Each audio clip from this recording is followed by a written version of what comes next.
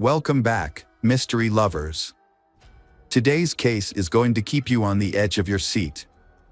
The case of Reena Virk. Reena Virk had been born on March 10, 1983, in Saanich, British Columbia, Canada. Her family was of Indian origin, with her mother, Suman, having come from an Indian-Canadian family, and her father, Manjit, being an immigrant from India. Reena's parents had formerly been Hindus and had converted to Jehovah's religion.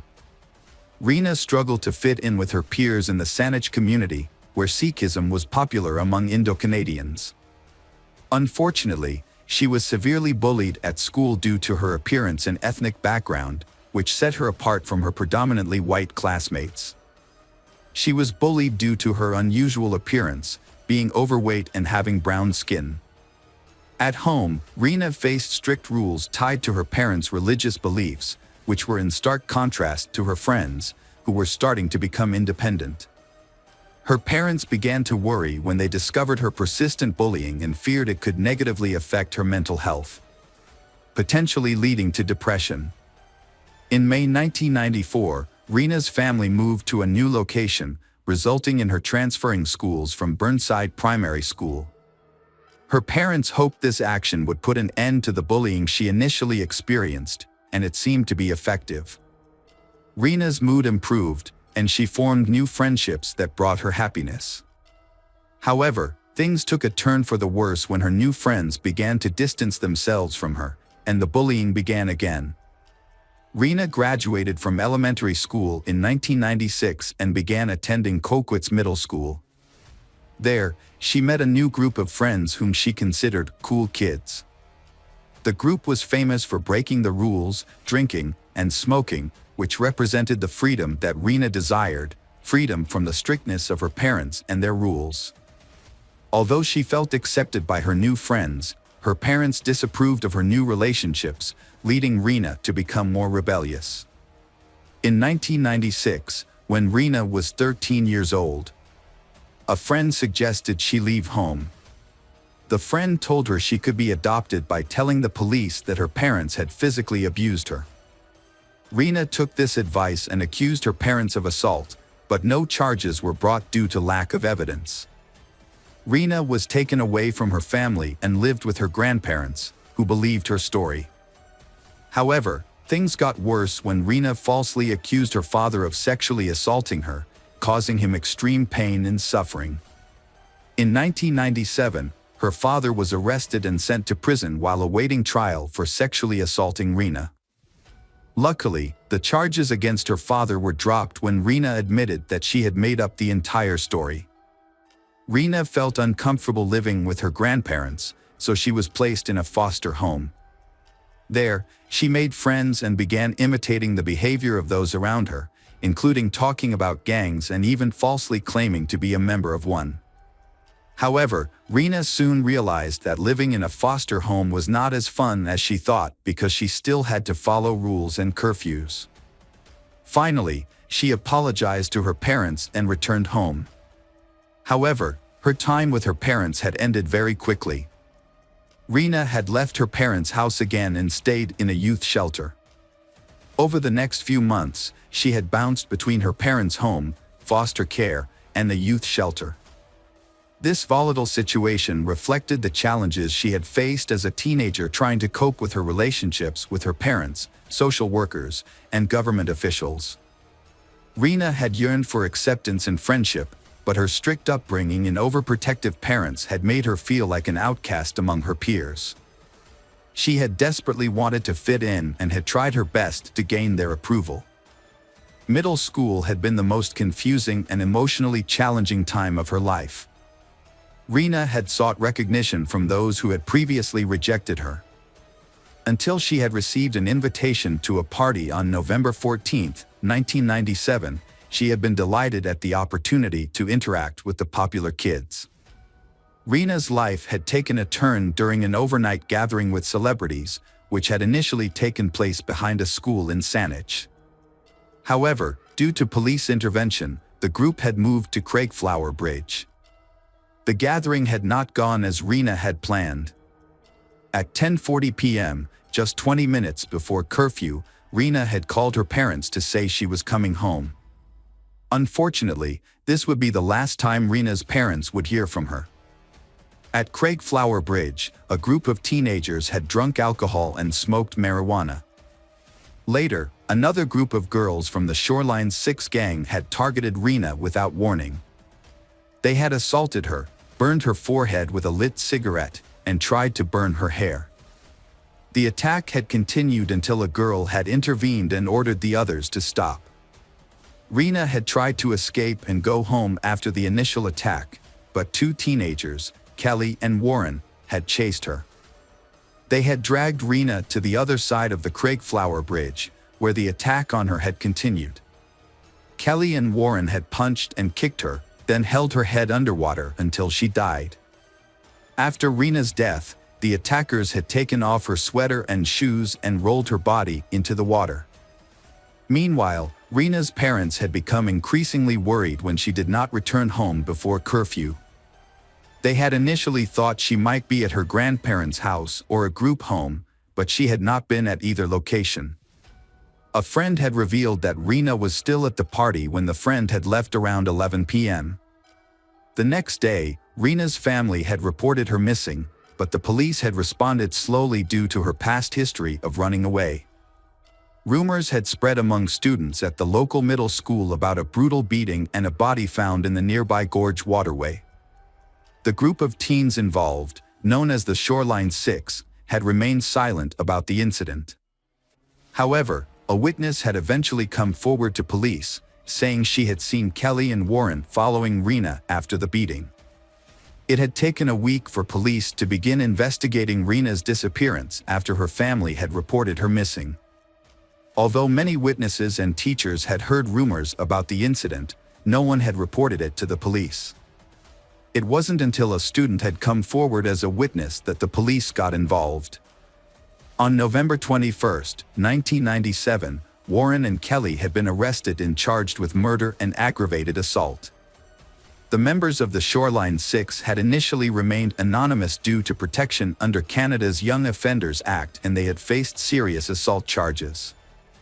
A police helicopter had been dispatched to the Craigflower Bridge area on November 22, but no evidence had been discovered until a thorough search had been conducted on the ground. This search had eventually discovered a body hidden in the weeds, later confirmed to be the missing person, Reena Virk. The forensic pathologist had concluded that Reena's death was due to drowning. However, an autopsy had shown that she had also suffered severe head injuries, which could have led to death. Reena had been only 14 years old when she had passed away. The 6 girls involved in the attack on Reena had initially been charged at the youth court in February 1998. To protect their identities, their names were not being made public. 3 of the girls had pleaded guilty to assault causing bodily harm, while the remaining 3 had been found guilty of the same offense after a trial. They had received sentences ranging from 60 days of conditional release to 1 year in prison. Reena's murder had led to the prosecution of 2 individuals, Kelly and Warren, who had been charged with her murder. Due to the severity of the crime, they had been tried in adult court despite being underage.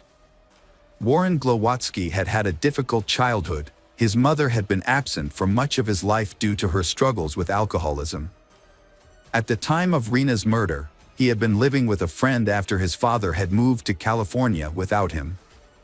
Warren's trial had begun in April 1999, and he had been convicted of second-degree murder in June of the same year. As a result, he had received a life sentence. Warren had been eligible for parole after serving 7 years in prison because he had been a juvenile when the crime had occurred. During his time in prison, Warren had done things that could have had a positive impact on his decision to be paroled. This process had included measures such as meeting with Reena's family. In July 2006, Warren had been paroled from prison unescorted, and he had been finally fully released in June 2010. Reena's family had not opposed Warren's request for parole because they had believed he had shown genuine remorse for his actions. In contrast, Kelly Ard had come from a more stable family, one that had always supported her throughout the trial. She had been 15 years old when Reena had been murdered. Although her lawyer had requested that her case be heard in youth court, the Supreme Court of Canada had denied the request due to the violent nature of the crime and Kelly's apparent lack of remorse.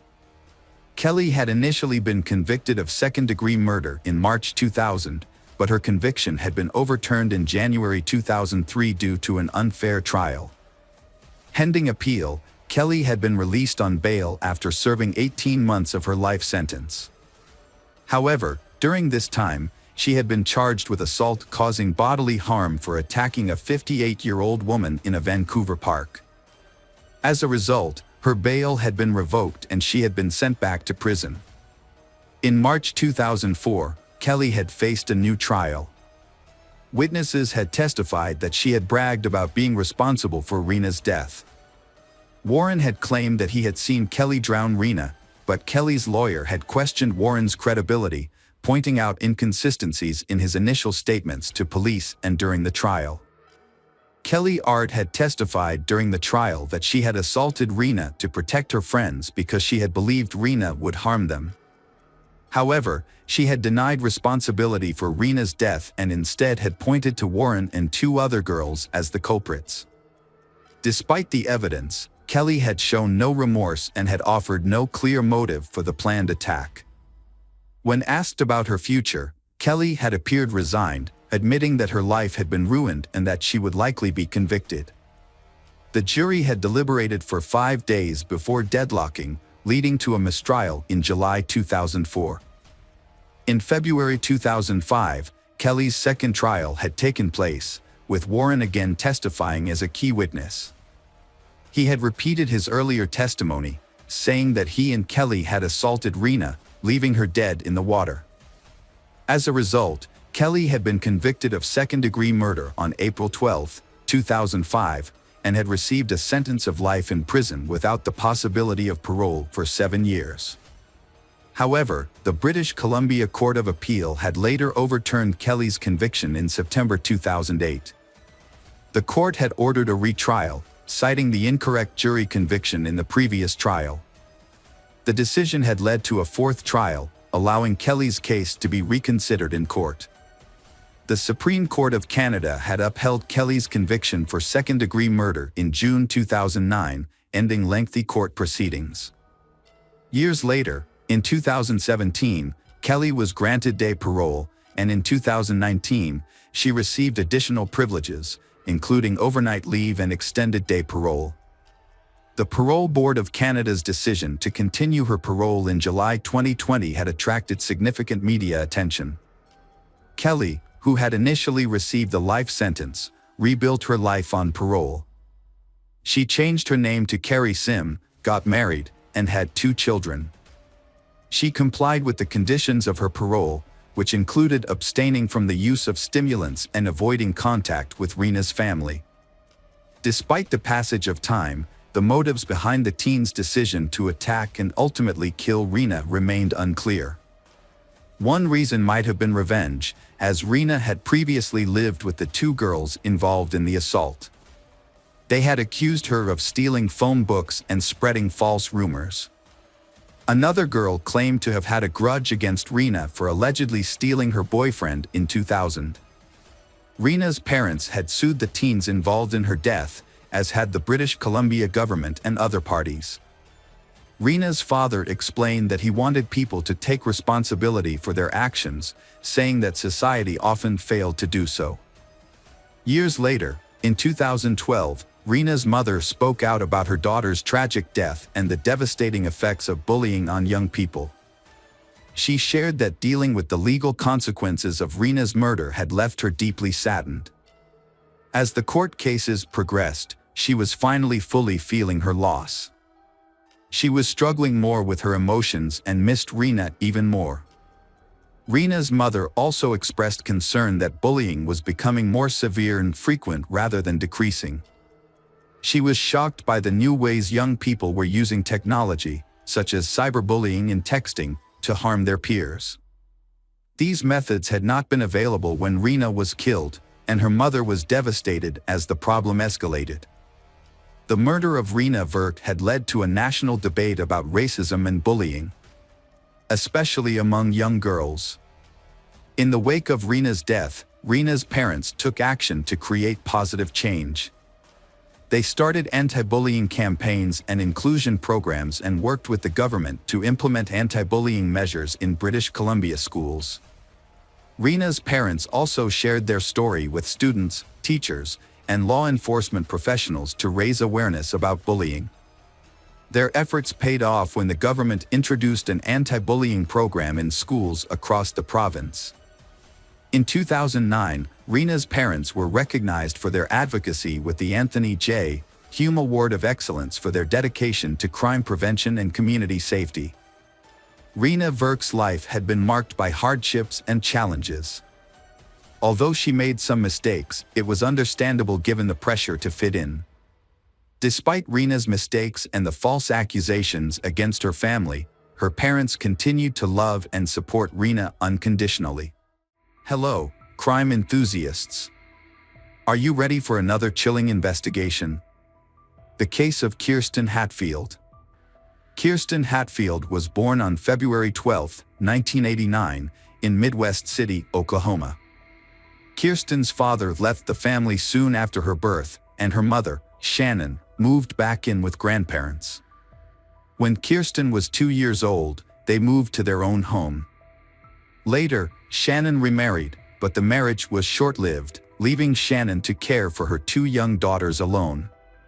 Kirsten, being the older sibling, took on a lot of responsibility, helping her mother care for her younger sister, Faith. Kirsten and Faith shared a bedroom, while their mother slept in the adjacent room. On May 13, 1997, Shannon put her daughters to bed as usual. Kirsten was 8 years old, and Faith was 3. However, Faith had already fallen asleep, so Shannon only said goodnight to Kirsten and left the door to their room slightly open, as she always did, in case Kirsten or Faith needed her. At around 3 a.m., Shannon was awoken by a noise coming from the girls' room. Thinking one of her daughters was awake, Shannon got out of bed to check on them. As she approached the door, the noise stopped. Assuming her daughters had gone back to sleep, Shannon was about to return to her room when she noticed that the door to their room was now completely closed. This was unusual, as she was certain she had left it slightly open. She wondered if one of them had closed the door or if she had simply forgotten to leave it open. Shannon opened the door slightly to check, but she didn't enter the room before returning to bed. Shannon went to wake up her daughters at 6:30 a.m. the next morning, but only found Faith in their bedroom. Shannon asked Faith where Kirsten was, and when Faith said she didn't know, Shannon began a thorough search of the house. However, Kirsten was nowhere to be found. Shannon then checked outside the house and contacted the parents of Kirsten's friends to see if she had come to their house. But no one had seen her. Shannon's search efforts led her to call her father, who lived nearby, to see if Kirsten had gone to his house or not. Unfortunately, he hadn't seen her either. At this point, Shannon realized Kirsten was missing, and her father advised her to call the police. When the police arrived, they initially thought Kirsten might be hiding in the house or had simply wandered off for a walk, given the town's low crime rate. However, upon inspecting Kirsten's room, they found the window slightly open with a few drops of blood on the frame. This raised their suspicions that something more serious had occurred. Further investigation led them to discover a piece of children's underwear stained with blood on the ground outside the window. After confirming with Shannon that the underwear belonged to Kirsten, the police realized they were likely dealing with a kidnapping. More officers were called to the scene to assist with the investigation, which marked the beginning of a more extensive search for Kirsten. The police investigation into Kirsten's disappearance began with a search of the area around the house. During this search, the police spoke with Kirsten's mother, who reported hearing a noise at 3 a.m. and now realized that it may have been the sound of her daughter being taken. Despite the search, nothing suspicious was found, and the police began canvassing the neighborhood, speaking with all the residents. Unfortunately, none of the neighbors reported seeing or hearing anything unusual on the night of the abduction. However, one neighbor did mention being woken up by a barking dog around 3 a.m., which coincided with the time of the abduction. With no solid leads, investigators turned to a child psychologist to interview Faith, who was only 3 years old. Despite her young age, Faith was able to share what she had witnessed, but her statement was limited to a single phrase: "A bad person came and took my sister."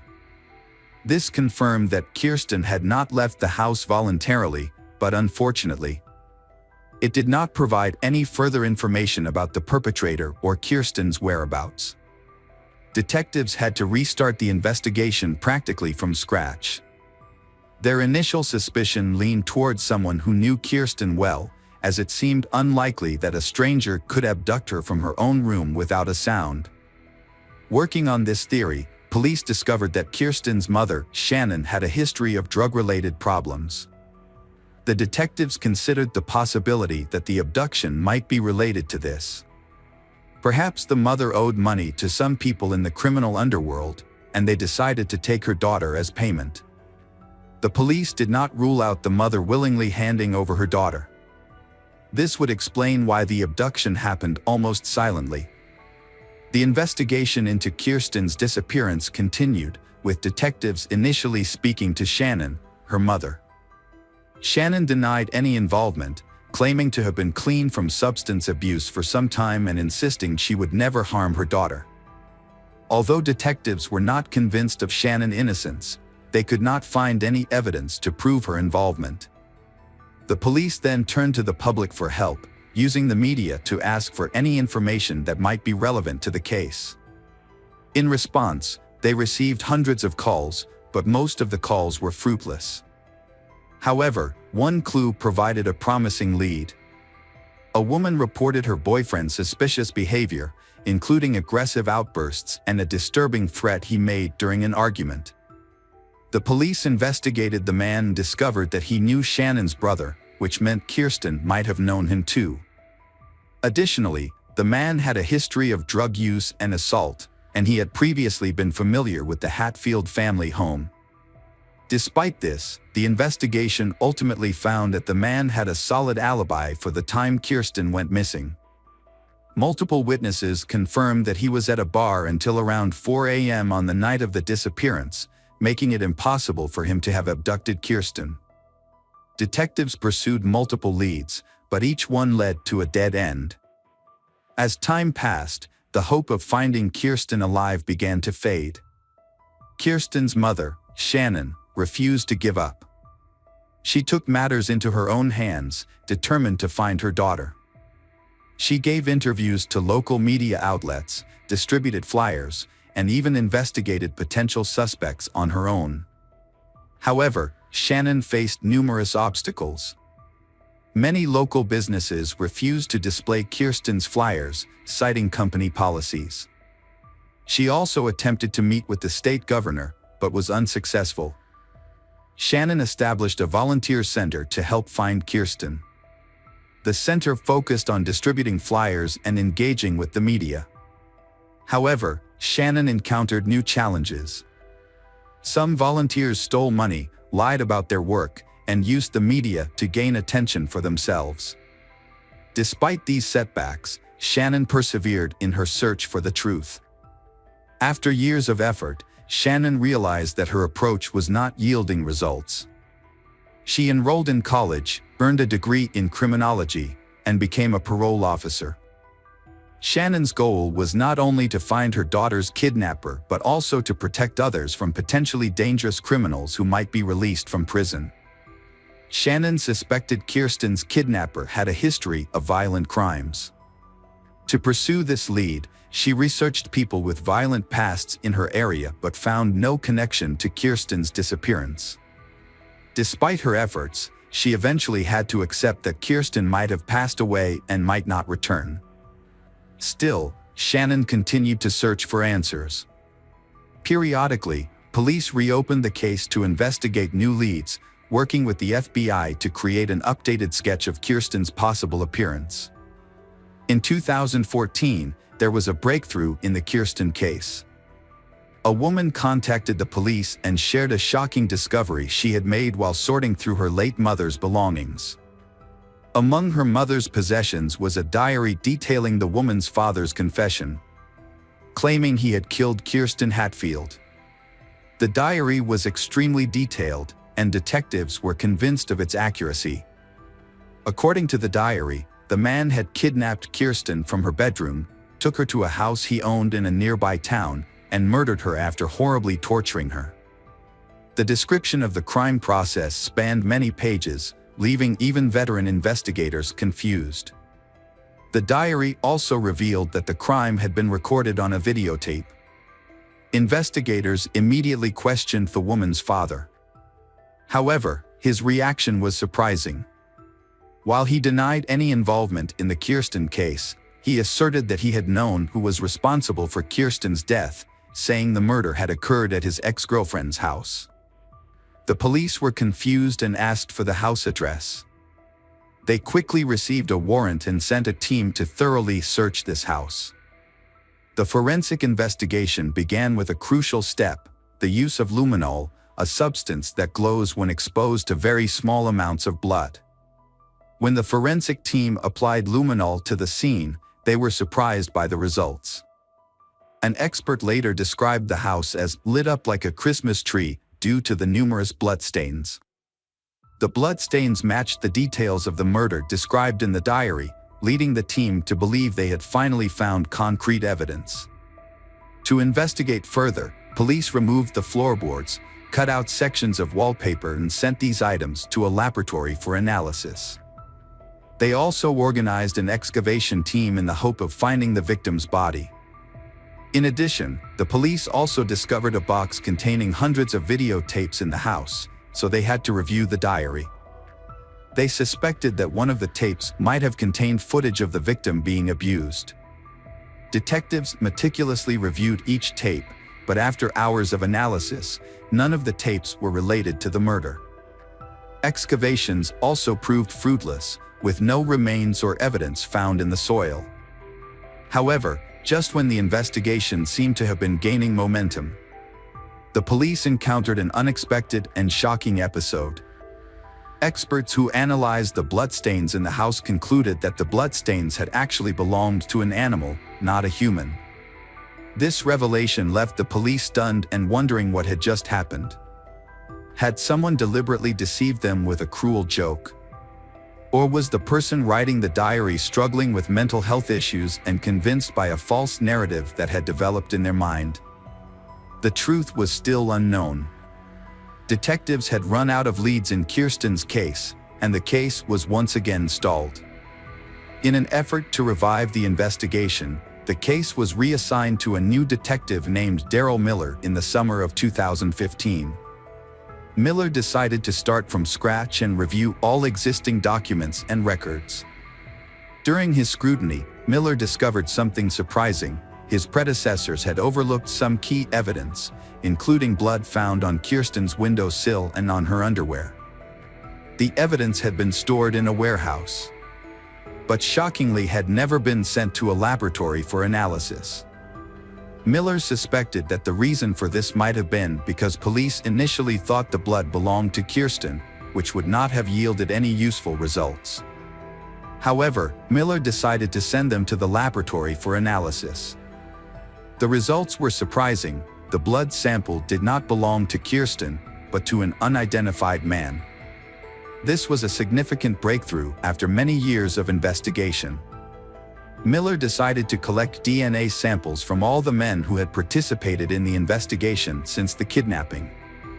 Police tracked down each person on the list and sent their DNA to a lab for analysis. Everyone was cooperative and provided their DNA samples quickly. Miller patiently waited for the results, and finally he received a call from the lab. Experts had analyzed one of the samples and found a perfect match with bloodstains found on the window and the victim's underwear. The DNA belonged to Anthony Palma, 56. the Hatfield family's neighbor who lived across the street. Anthony had been one of the first people the police spoke to on the day of the abduction. At the time, he claimed to have woken up around 3 a.m. due to his dog barking. Now that his DNA had been linked to the crime scene, detectives decided to bring him in for further questioning. Although the DNA evidence was sufficient for a conviction, the investigators hoped to obtain a confession from Anthony. A confession would expedite the trial and potentially lead them to Kirsten's body, which was still missing. To get Anthony to talk, the detectives invited him for questioning, telling him it was a routine process. They claimed they were re-interviewing everyone, including neighbors, to gather new information. In reality, their goal was to get Anthony to admit whether he had ever been inside the Hatfield family home. Detectives asked Anthony to recall any additional details about the night in question. He retold the same story he had shared 18 years earlier. But this time he added a new detail. He claimed to have seen a white car parked outside Kirsten's house, although he didn't think much of it at the time. The police then asked Anthony about his relationship with Kirsten and her family. He stated that he knew them as neighbors, but he had never interacted with Kirsten personally. He maintained that he got along well with the other neighborhood children, who would often ask him for help fixing their bikes or visit him for candy. This conversation became a critical point in the investigation, as the police had discovered Anthony's blood on the windowsill of Kirsten's bedroom. When they asked if he had ever entered the house, Anthony claimed he had not. This statement raised suspicions, as the presence of his blood suggested otherwise. The detectives faced a challenge. Anthony's blood was fresh, suggesting it had been left recently, but he had had a visit to the house when it belonged to a friend. The investigators decided to move forward with the interrogation. Informing Anthony that his blood had been found in Kirsten's room and on her underwear. Anthony repeatedly denied ever entering the house, despite the evidence to the contrary. The investigators attempted to extract a confession, but he consistently maintained his innocence. The detectives changed their approach and exited the room, leaving Detective Miller to speak with Anthony privately. Miller entered with a photo of Kirsten, placing it in front of Anthony. However, Anthony promptly pushed the photo away, refusing to look at it for the remainder of the conversation. Miller asked various questions, attempting to prompt Anthony into a confession, but he continued to deny any involvement. Failing to obtain an admission of guilt, the police ended the interrogation and apprehended Anthony. A subsequent search of his residence, made possible by a search warrant, uncovered no evidence of Kirsten's remains or any other relevant evidence. During the trial, Anthony repeatedly denied any involvement in the crime. But DNA evidence told a different story. As the trial progressed, new details emerged that the police had initially overlooked. It was revealed that Anthony had a history of run-ins with the law, including a prior conviction for breaking into a girl's bedroom and assaulting her. He had also been imprisoned in the 1980s for a violent attack involving a weapon. Anthony's past convictions signaled his dangerousness, yet were overlooked in 1997. In 2017, a jury returned a guilty verdict for Kirsten's kidnapping and Kirsten's murder, and Anthony was sentenced to life in prison. Despite the guilty verdict, Anthony never disclosed the location of Kirsten's body. Kirsten's mother refused to give up hope, however. She consistently reached out to Anthony, calling and visiting him in prison, in an effort to find out where Kirsten's body was. She spent hours trying to extract the truth from him, but ultimately, she was unsuccessful. Tragically, in 2019, Anthony was killed by his cellmate, who was motivated by a desire for revenge for Anthony's horrific crime against a child. As a result, Kirsten's family's only hope of finding Kirsten's body now depends on hikers or tourists who might stumble upon it in remote national parks, where Anthony may have buried her. Hello friends, welcome to our channel. Today we're going to take a look at another horrible case with you, the case of Vicki Roberts. Vicky Roberts was born in September 1984 in northwest England, where she was raised in a traditional and devoutly religious family. She was the younger of two daughters and was raised with strong Christian values. She attended a Christian school, where she also developed her musical talents and sang in the choir.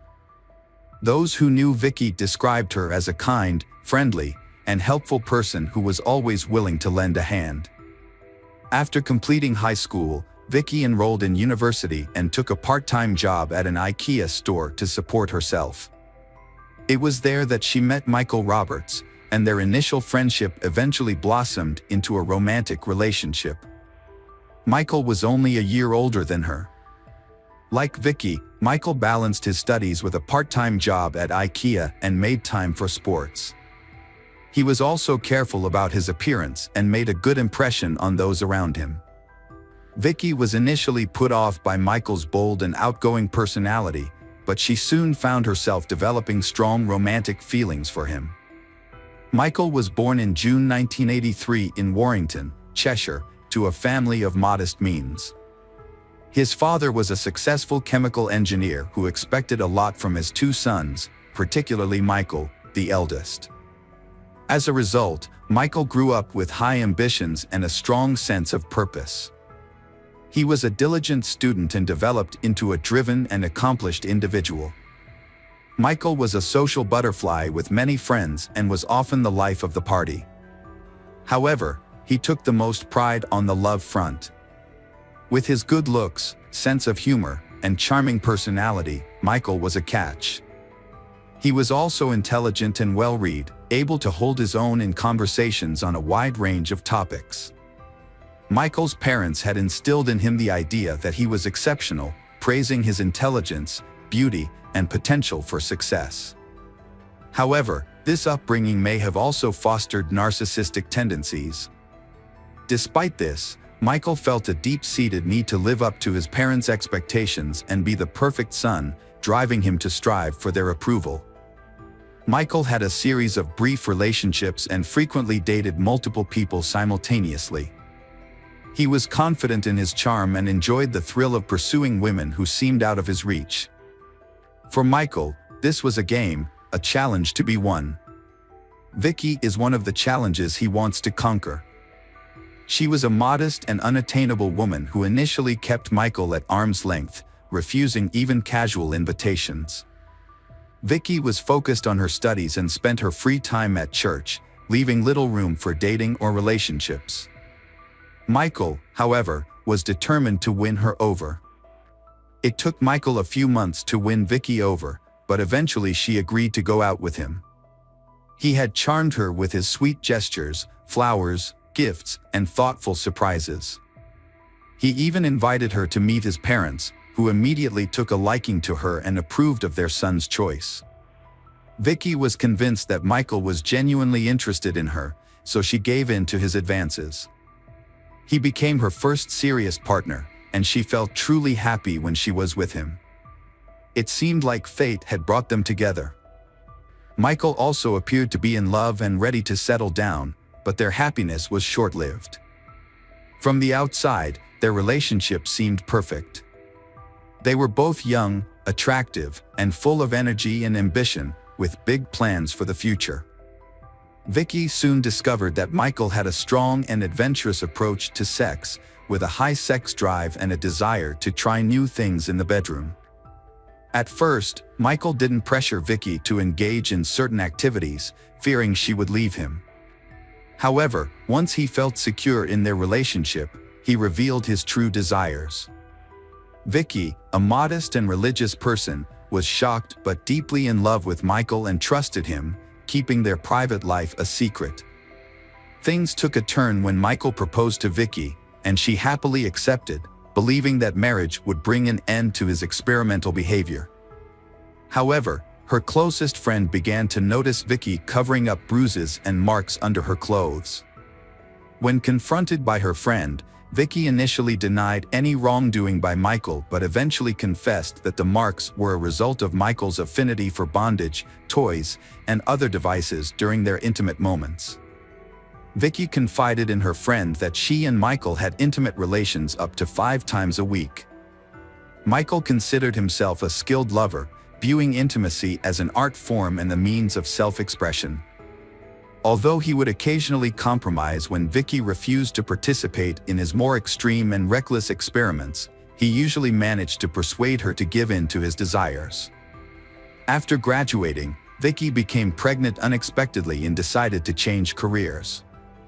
She soon landed a job as an account manager at a logistics company. Michael also left his job at IKEA and became a sales consultant at a large electronics retailer, selling phones, laptops, and other gadgets.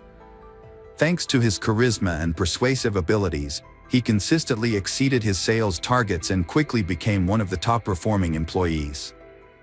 Michael's success led to a promotion to senior sales, and he was being considered for a transfer to the company's main office. However, he needed to undergo additional training to improve his qualifications first. Michael enjoyed the training sessions and business trips to London, and he took great pride in his accomplishments. As a result, he often forgot about Vicky, his young fiancée, and only remembered her when he wanted intimacy. Vicky and Michael's relationship was lacking in several ways. They rarely spoke about each other or spent time together outside of the bedroom, making Vicky feel invisible to him. Meanwhile, Michael was secretly having affairs with co-workers, clients, and casual acquaintances. During this time, Vicky discovered she was pregnant and shared the news with Michael, expecting him to be thrilled and expedite their wedding plans. Instead, he was furious and insisted that she terminate the pregnancy, citing their youth and the fact that they had their whole lives ahead of them. Vicky was shocked and refused to consider abortion. Michael then attempted to persuade Vicky by appealing to her concerns about her family. He claimed that her parents, who were deeply religious, would be angry and disappointed in her for becoming pregnant out of wedlock.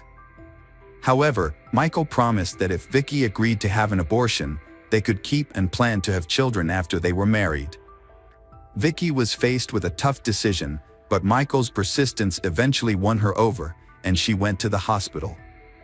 Unfortunately, the experience was complicated, and Vicky had to stay in the hospital for a few days. It took her nearly 3 weeks to recover. During this time, her doctor strictly advised her against intimate relationships. When Michael found out, he became furious. It was then that Vicky realized Michael had mental health issues and an addiction to sex. Without intimacy, he became unbearable, frequently leaving the house, citing urgent work matters. Vicky suspects Michael is having an affair, and she hoped that getting married would help him change his ways and be more committed to their relationship. As it turned out, their relationship was loveless, and Michael was leading a double life. Their 2-year engagement was just a convenient arrangement for him, as he had a loyal partner waiting for him at home, taking care of the household, while he maintained a string of mistresses on the side, which he frequently replaced. Vicky always trusted Michael and forgave him whenever he cheated, as long as he promised it wouldn't happen again. However, as time passed, Vicky began to pressure Michael into getting married, as she wanted to start a family and have children. Her parents also brought up the topic frequently, but what really pushed Michael to consider marriage was the insistence of his own parents, whom he didn't want to disappoint. Michael's parents adored Vicky, thinking she was perfect for their son. They constantly asked and they would tie the knot and give them grandchildren. With the help of his parents, Michael and Vicky organized a grand wedding, complete with a white dress, limousine, and a beautiful ceremony. The newlyweds appeared to be in love and happy, with a long life ahead of them. After the wedding, they settled into a large, cozy house in a prestigious area of Warrington, close to Michael's parents. Despite their marriage, Michael didn't truly love Vicky. It was more of a way to appear normal to others. Vicky never expressed her concerns about Michael's unusual behavior and frequent infidelity, allowing him to freely change partners. Meanwhile, Michael's career was thriving. He received a promotion and a significant salary increase after being transferred to a new office. His direct supervisor was Carrie Hall, the head of administration at Phones for You. Carrie was a decade older than Michael, divorced, and raising her son independently. Despite her tough exterior, she was attractive, well put together, and strong-willed, as her position demanded. For a while, she ignored Michael's subtle advances, but to him, her indifference was a signal to take action.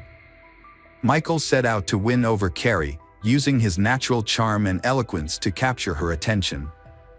After about a month, Carrie reciprocated his interest, and they began a regular affair, meeting in hotel rooms. Their relationship was intense and passionate, with a focus on experimentation and exploration. Carrie, a confident and mature woman, was flattered by the attention of the younger Michael. She was aware that Michael was unlikely to end his marriage for her. Michael, on the other hand, was eager to explore his desires with Carrie, which he felt he couldn't express with his wife. He would often lie to his wife about working late or attending corporate events, while confiding in Carrie about his unhappy marriage and his desire to divorce. However, he never made any concrete moves to end his marriage. The affair lasted for over a year, with Carrie seemingly content with the arrangement. She made no demands from Michael to leave his wife and was satisfied with their clandestine meetings and the excitement they brought. Carrie's behavior changed as she started dressing more conservatively, covering her body with long sleeves and high-necked clothing, a departure from her usual style that highlighted her athletic build. Carrie confided in her close friend about her lover Michael's extreme intimate experiments, which often crossed a line. She showed her friend the evidence, a bite mark on her chest and bruises on her neck from his intense grip. There were also marks on her wrists from the ropes he used to tie her up, giving him complete control. The friend was alarmed and urged Carrie to report the incidents to the police, but Carrie refused, explaining that the acts were consensual and Michael usually warned her about what he was going to do. However, the intensity of the experiences often got out of hand. For instance, Michael enjoyed choking his partner, claiming it would enhance the experience, but there were times when Carrie lost consciousness due to his excessive enthusiasm. Carrie's friend was fearful of Michael's strangulation games, but Carrie consistently gave in to his persuasion, believing that he would eventually stop or that she would become desensitized to the experience. Sadly, neither Carrie nor any of Michael's mistresses made any attempt to stop his cruel and painful experiments. Vicky had suspicions about her Michael's infidelity even before they got married. She believed that her love and care could change him and make him a devoted family man. However, after the wedding, his cheating continued and even worsened. When Michael denied his infidelity, Vicky decided to investigate on her own. One night, while Michael was asleep, Vicky checked his phone and found numerous intimate conversations with other women, including Carrie. She was shocked to discover that Michael had exchanged explicit photos with some of these women. The discovery was devastating for Vicky, and she packed her bags and temporarily moved in with a friend. Vicky kept her situation a secret from her family, fearing their reaction. She was afraid that her religious relatives would pressure her to get a divorce if they found out about Michael's adultery. Despite her heartbreak, Vicky still loved Michael and didn't want to give up on their marriage. Before leaving, she wrote him a heartfelt letter, confessing her love and telling him that he was the most important person in her life. Michael's wife had finally had enough of his promiscuous and decided to leave him. Before she went, she wrote him a handwritten note explaining that she knew about his cheating and couldn't take it anymore. She left the note on the refrigerator and gave him time to think about his actions, but made it clear that she wouldn't file for divorce just yet. Despite his wife's departure, Michael didn't seem to be particularly upset or remorseful. However, he did realize that he would miss having a quiet and submissive partner who took care of the household and tolerated his behavior. He decided to try to win her back and followed her to her friend's house, bringing a large bouquet of flowers. He apologized and begged her to return, promising to be faithful from then on. His wife, Vicky, wanted to believe him and decided to give him another chance. For a while, Michael made an effort to be more considerate and even came home for dinner. He deleted his correspondence with his mistress, Carrie, and changed his social media password to avoid suspicion. However, Michael's good behavior didn't last long. He soon started pursuing a new female employee, Karen Wilson, who was engaged to be married. Despite her initial reluctance, Michael persisted in his pursuit of her, and they began an affair. Meanwhile, he continued to see Carrie on the side, juggling multiple relationships at once. He became infatuated with a new woman and ended his relationship with 33-year-old Carrie Hall after 2 months, as he had grown tired of her. He told Karen a fabricated story about being unhappy in his marriage and claimed he was willing to leave his wife for her. Karen believed him, and they had an intimate encounter in the office.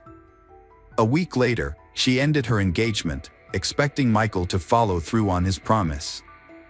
Michael had no intention of divorcing his wife, Vicky, but he wanted to keep his new mistress. To keep her happy, he lied to her, telling her that he had already filed for divorce and was living with his parents. However, Vicky soon became suspicious that Michael was still cheating on her. She decided to take action and gathered evidence of his adultery. While Michael was in the shower, Vicky took his phone but found nothing incriminating because he had deleted all his text messages and changed his social media password. Undeterred, she waited until he fell asleep and then took his work laptop, where she found his social media account still logged in. There, she discovered messages between Michael and his new girlfriend, in which he professed his love and claimed to be divorcing Vicky and living with his parents. Vicky was shocked and took screenshots of the messages as proof of Michael's infidelity. She also found receipts for hotel rooms in his wallet. The next morning, she confronted Michael, presenting him with the evidence adultery. For the first time in their relationship, she lost her temper. Michael was taken aback and tried to apologize, promising it would never happen again. However, Vicky threatened to tell his parents about his infidelity, hoping they could talk some sense into him since she couldn't. Michael was enraged by his wife Vicky's threat to tell his parents about their problems. In a fit of anger, he slapped her. Vicky then got up and said she would go to his parents immediately, heading for the door. Michael caught up to her, grabbed a heavy jewelry box from the dresser, and hit her in the head twice, knocking her unconscious. He then strangled her with his bare hands until she stopped breathing. Feeling no remorse, Michael wrapped Vicky's body in a blanket, placed it in large garbage bags, and carried it to the garage. He quickly cleaned the house, packed up most of Vicky's belongings, and removed them. He then invited his lover, Karen, over, and they had dinner, had fun, and made love in the same bedroom where the murder had taken place. The next day, Michael ran off with Karen. He told his parents that Vicky had left him for another man, even showing them fake messages from Vicky's phone, which he had sent himself. He went to his parents' home, sobbing on his mother's shoulder, pretending to be distraught over his wife's supposed infidelity. Michael sent his parents-in-law messages saying that their daughter had left him for another man. He also told them to give her space and not to bother her. The messages claimed that Vicky had fallen out of love with Michael and had moved in with someone else. Her parents were shocked and tried to contact Vicky to hear her side of the story, but she refused to answer their calls, only responding with messages asking for time. Vicky's parents found Michael's story suspicious and went to his house to confront him. However, his explanation only raised more questions. They soon discovered that Vicky had not shown up for work, which further alarmed them. They decided to report their concerns to the police, leading to an investigation. On December 1, 2009, Michael bought a shovel, rope, rags, and cleaning supplies from a hardware store. However, the police arrived at his house on the same day. He had been caught before he could dispose of a body.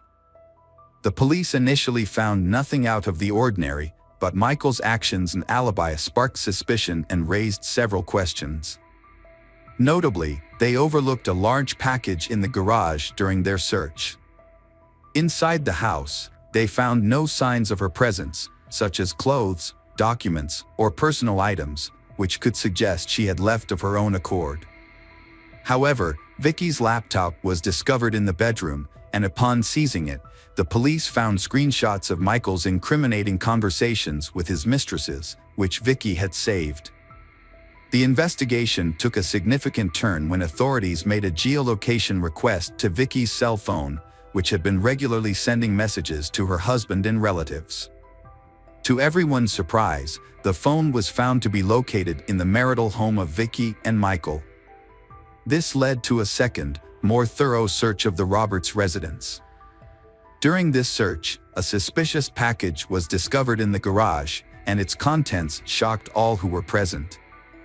However, in a stunning twist, Michael, who had been cooperating with the police, suddenly vanished into thin air. He had taken a wallet containing cash, which allowed him to evade capture for several days. After his money ran out, Michael turned to one of his mistresses, Reena Virk, and asked if he could stay with her for a while. However, when Reena heard on the news that Michael was wanted for his wife's murder, she immediately contacted the police and reported his whereabouts. Eventually, he was arrested, put on trial, and convicted. When the authorities arrived to arrest Michael, he claiming he was innocent of the crime. A man claimed that his wife died accidentally during a consensual sex game where she asked him to strangle her with a rope belt, but he lost control. However, forensic experts disputed this claim, finding that she was actually strangled with bare hands, attacked from behind, and had 2 severe head injuries that occurred before her death, which were unrelated to the alleged sex game. The trial began in January 2010, with the defendant, Michael Roberts, maintaining that his wife's death was an accident and hoping for a lenient sentence. However, the autopsy results revealed a different story. Roberts had intentionally hit his wife on the head twice, then strangled her, and hidden her body in the garage. As a result, Roberts was convicted of first-degree murder and sentenced to life in prison. Hello friends, welcome to our channel. Today we're going to take a look at another horrible case with you, the case of Nancy Paula Reyes. Nancy Paula Reyes Gores was born on April 13, 1991, in the small village of Granados in Guatemala. She grew up in a poor family with 4 siblings. Her parents, Jorge and Pren Gorzi, worked hard to provide for their children's education, hoping they could have a better life. Nancy attended school and later enrolled in the university in Villanueva, where she studied business administration and document management. She was an exceptionally diligent student who earned top academic accolades. Despite her academic success, she struggled to find a promising career. During her studies, she worked as a cashier in a supermarket and was later promoted to administrator, but her career advancement stopped there. During her university years, Nancy was in a relationship with a young man and had 2 daughters. However, the relationship didn't work out, and they separated. The father did not financially support his children. Nancy continued to live with her parents, working at a supermarket, but saw no future prospects. With barely enough money for essentials, change was necessary. In 2013, her older sister moved to the United States, found a good job, got married, and settled well. Inspired by her sister's success, Nancy decided to transform her life. She chose to relocate to Europe, specifically Spain. At the time, she couldn't afford a one-way plane ticket or initial expenses. Nancy worked hard for years, saving enough to make her dream a reality. In July 2018, Nancy bought a ticket to Madrid, reassuring her parents that she would stay in touch regularly. Upon arrival, she planned to secure housing and a job. She brought a few thousand euros to cover initial expenses, such as renting a room and basic necessities, until she found stable employment. When Nancy left, she was 27 years old, and her daughters, who remained with their grandparents in Guatemala, were 7 and 5 years old. However, Nancy didn't stay in Madrid for long. She moved to Barcelona and later to Cadril, a city in the Spanish province of the same name. Nancy maintained regular contact with her family, calling home almost daily to check on their well-being and sending money back to support them. Despite not having a stable job, Nancy managed to make a living through various odd jobs, including cleaning for affluent families and caring for the elderly and sick. She never complained about her hardships. Instead, she told her family that Europe offered better opportunities and that she could earn more than she would have in her home country, even if she worked non-stop with no days off. It seemed Nancy was content with her lives. She even mentioned plans to bring her daughters to Spain once she had saved enough to rent a spacious home for the whole family. A significant romance developed in Nancy's life. Initially, she didn't reveal much about her personal life, citing a busy work schedule. However, in the spring of 2020, she told her parents that she had met a man named Carlos Andres Bustamante and started a romantic relationship with him. They met by chance while Nancy was searching for a new place to rent. As they navigated their challenges, they grew closer and eventually moved in together. Carlos, who was a year older than Nancy, didn't have a steady income at the start of their relationship and relied on odd jobs to get by. As a result, Nancy became the primary breadwinner, covering housing costs, bills, and often providing Carlos with money for his personal expenses. However, she never complained to her family about this, so they believed everything was fine and that she had found a good partner in Carlos, with whom she lived a happy and fulfilling life. Around that time, Nancy's two younger brothers also moved to Spain, and she kept in touch with them. She was especially close to her youngest brother, Dennis, who had met Carlos and thought he was likable. In late June 2020, Nancy and Carlos decided to relocate to Santander, a coastal city in northern Spain. When Nancy spoke to her family on the phone, she mentioned that the climate was better and there were more job opportunities. However, issues began to arise in her relationship with Carlos, which she tried to keep to herself. Carlos was jealous, hot-headed, and cruel. He was content with being financially supported by Nancy and lacked ambition. What's more, he had a problem with alcohol and occasionally used illicit substances. Although he frequently promised to quit and find a stable job, Nancy started to doubt whether she should continue the relationship. When Nancy discovered she was pregnant, Carlos seemed overjoyed and promised a better life. However, his behavior worsened. He continued to drink and use drugs, taking money from Nancy or his mother. Carlos also started physically abusing Nancy, who tried to hide this from others. On August 12, while Nancy video chatted with her parents, Carlos yelled at her, demanding that she tell him who she was talking to. Despite her explanation, he snatched the phone, verified the caller, and then threw the phone onto a chair before walking away. The next day, Carlos repeated this behavior, grabbing the phone from Nancy while she spoke to her family. He insulted and threatened her, leaving Nancy frightened. However, she told her relatives that Carlos's behavior was due to jealousy and insisted that everything was fine. Her parents urged her to contact the police, but Nancy believed she could handle the situation herself. On August 17, Nancy had a concerning phone conversation with her sister. She stated that if anything happened to her, Carlos would be responsible. Although her words were alarming, she didn't explain further and instead asked her sister to care for her children if necessary. This was the last time Nancy's sister heard from her. Nancy, who was pregnant, mysteriously vanished on August 20th. At around 2 p.m., she texted her father, promising to call later that evening, but she never did. It was unusual for her not to follow through on her promise or respond to her family's calls.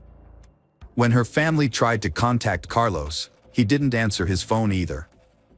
The situation was worrying, especially since they had recently moved to Santander and had no friends there. Nancy's brothers lived on the other side of the country, making it difficult for them to check on her immediately. A few days later, a suspicious message was sent from Carlos's phone, stating that he and Nancy had argued and decided to separate. According to the message, Nancy had packed her belongings and left to find her own apartment, was ignoring Carlos's calls, and he had no idea where she was. Nancy brothers suggested that Carlos come to see Dad real so they could report Nancy missing to the police together. Carlos agreed but didn't show up or file the report. He also stopped communicating with Nancy's family. Nancy's relatives reported her disappearance to the police themselves. Meanwhile, her brothers found Carlos's mother's, Sandra Bustamante, address through Nancy's friends. When they visited Sandra and explained the situation, she burst into tears. She confessed that she suspected her son was capable of harming Nancy, but didn't provide any details. Sandra didn't know where Carlos and Nancy were. Carlos wouldn't answer her calls, only sending brief messages telling her not to ask questions and to give him time.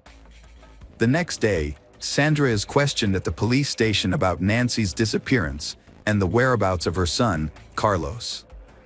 Sandra shared the same information she had told Nancy's brothers the day before and showed the police a long text message Nancy had sent her before she went missing. In the message, Nancy begged Sandra not to give Carlos any money, no matter what sad stories he might tell her. Nancy said Carlos would spend the money on alcohol and drugs, which made him aggressive and cruel. He had no intention of finding a job or overcoming his addictions, and his behavior was becoming increasingly threatening. As a result, Nancy was considering leaving him and thought it would be better to end things before anyone got hurt. The investigation also uncovered a disturbing fact about Carlos. He had been convicted of causing physical harm several times before. One of his first victims was his own mother, whom he severely beat when he was 17 years old. At the time, he was given probation. However, after leaving his family's home, he served short sentences for assaulting women he lived with and tried to have relationships with. The investigation was just getting underway, but within the first few days, several intriguing details came to light that suggested the union between Carlos and Nancy was troubled from the start. Carlos had a history of aggression, was unemployed, struggled with addiction, had a criminal record, and was prone to uncontrollable rage. Nancy's occupation wasn't as straightforward as she claimed. Her work generated substantial income, more than a housekeeper or caregiver could earn. In reality, Nancy offered escort services to wealthy individuals, including Spanish and other tourists, which is why she moved to Santander. Carlos initially accepted Nancy's occupation as it supported them financially. However, upon learning of her pregnancy, he became consumed by doubts about the child's paternity and grew intensely jealous of her continued work. His behavior became erratic, fluctuating between forbidding her from interacting with men and pressuring her to work for money. The man spent the money he took from his mother solely on himself and his vices. A disturbing discovery was made in a rented apartment, where Nancy and Carlos had been missing for nearly a week. Although Carlos had been in contact, he only sent messages and didn't reveal his location.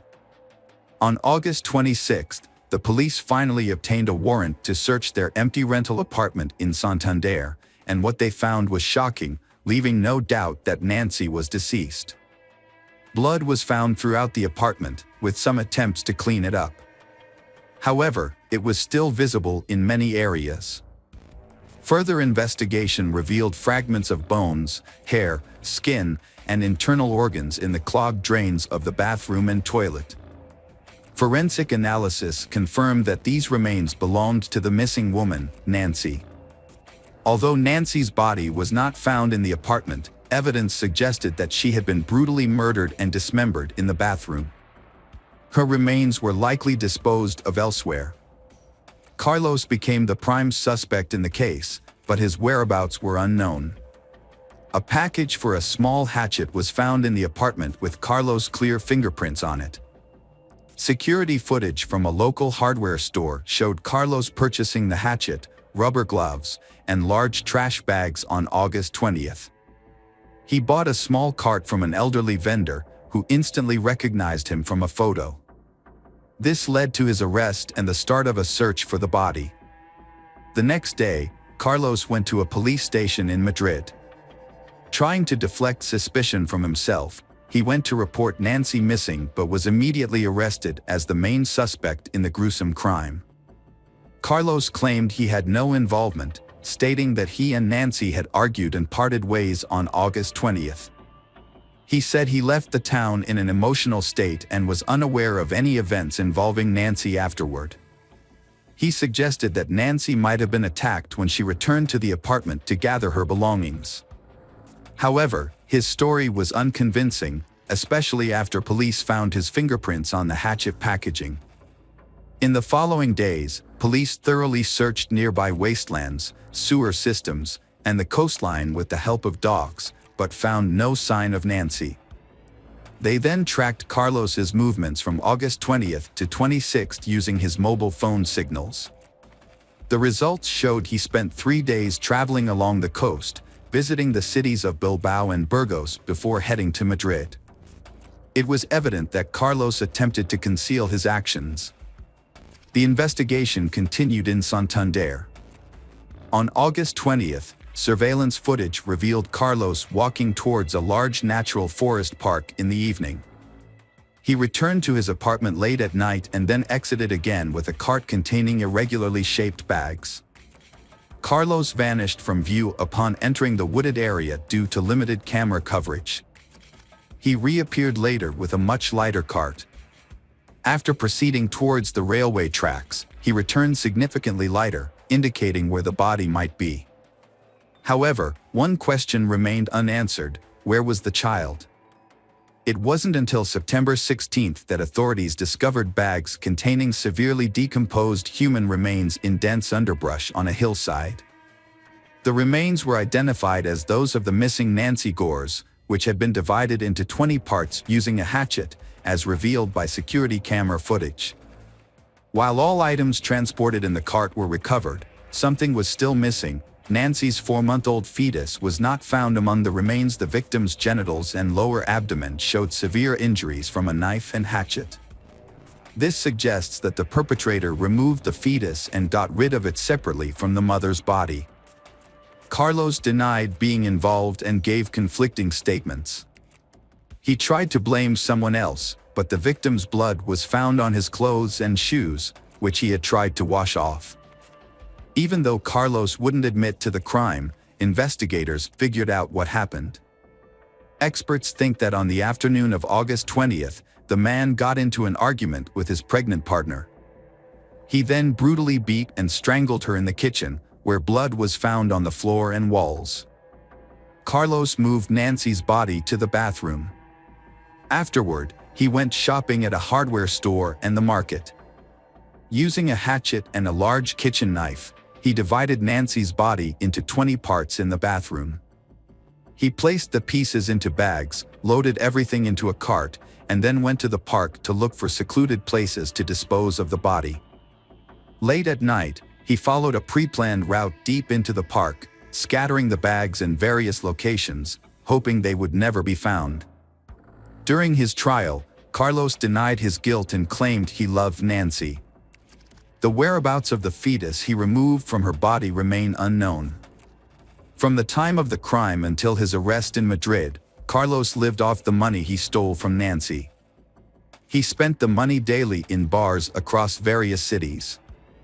It took law enforcement nearly 2 years to investigate, gather evidence, and find witnesses, and the murder trial is scheduled to start in July 2022. In November of the same year, Carlos was found guilty of the premeditated, brutal murder of Nancy and her unborn child, as well as the dismemberment and desecration of her body. However, many considered the sentence handed down to the murderer to be too lenient. Carlos received a prison sentence of 25 years and 6 months. He was also required to pay €150,000 in compensation to Nancy's parents and daughters. Hello friends, welcome to our channel. Today we're going to take a look at another horrible case with you, the case of Brianna Marie Schneller. Brianna Marie Schneller was an 18-year-old with a vibrant personality who loved Mexican food, music, dancing, and roller coasters. She was an exceptional student, and ranking as the top student at Everest High School in Washington, according to her parents, Craig and Lori Schneller. Brianna had a promising future ahead, with a trip to Tennessee planned for the summer and a notable achievement as the only student in Wisconsin to qualify for a national competition in professional and technical fields. Brianna's passion was to pursue a career in restaurant management and eventually start her own business in the food service industry. To gain experience and skills, she worked part-time at El Mezcal restaurant in Rib Mountain. Those who knew her, including friends, colleagues, and customers, described her as kind and responsive.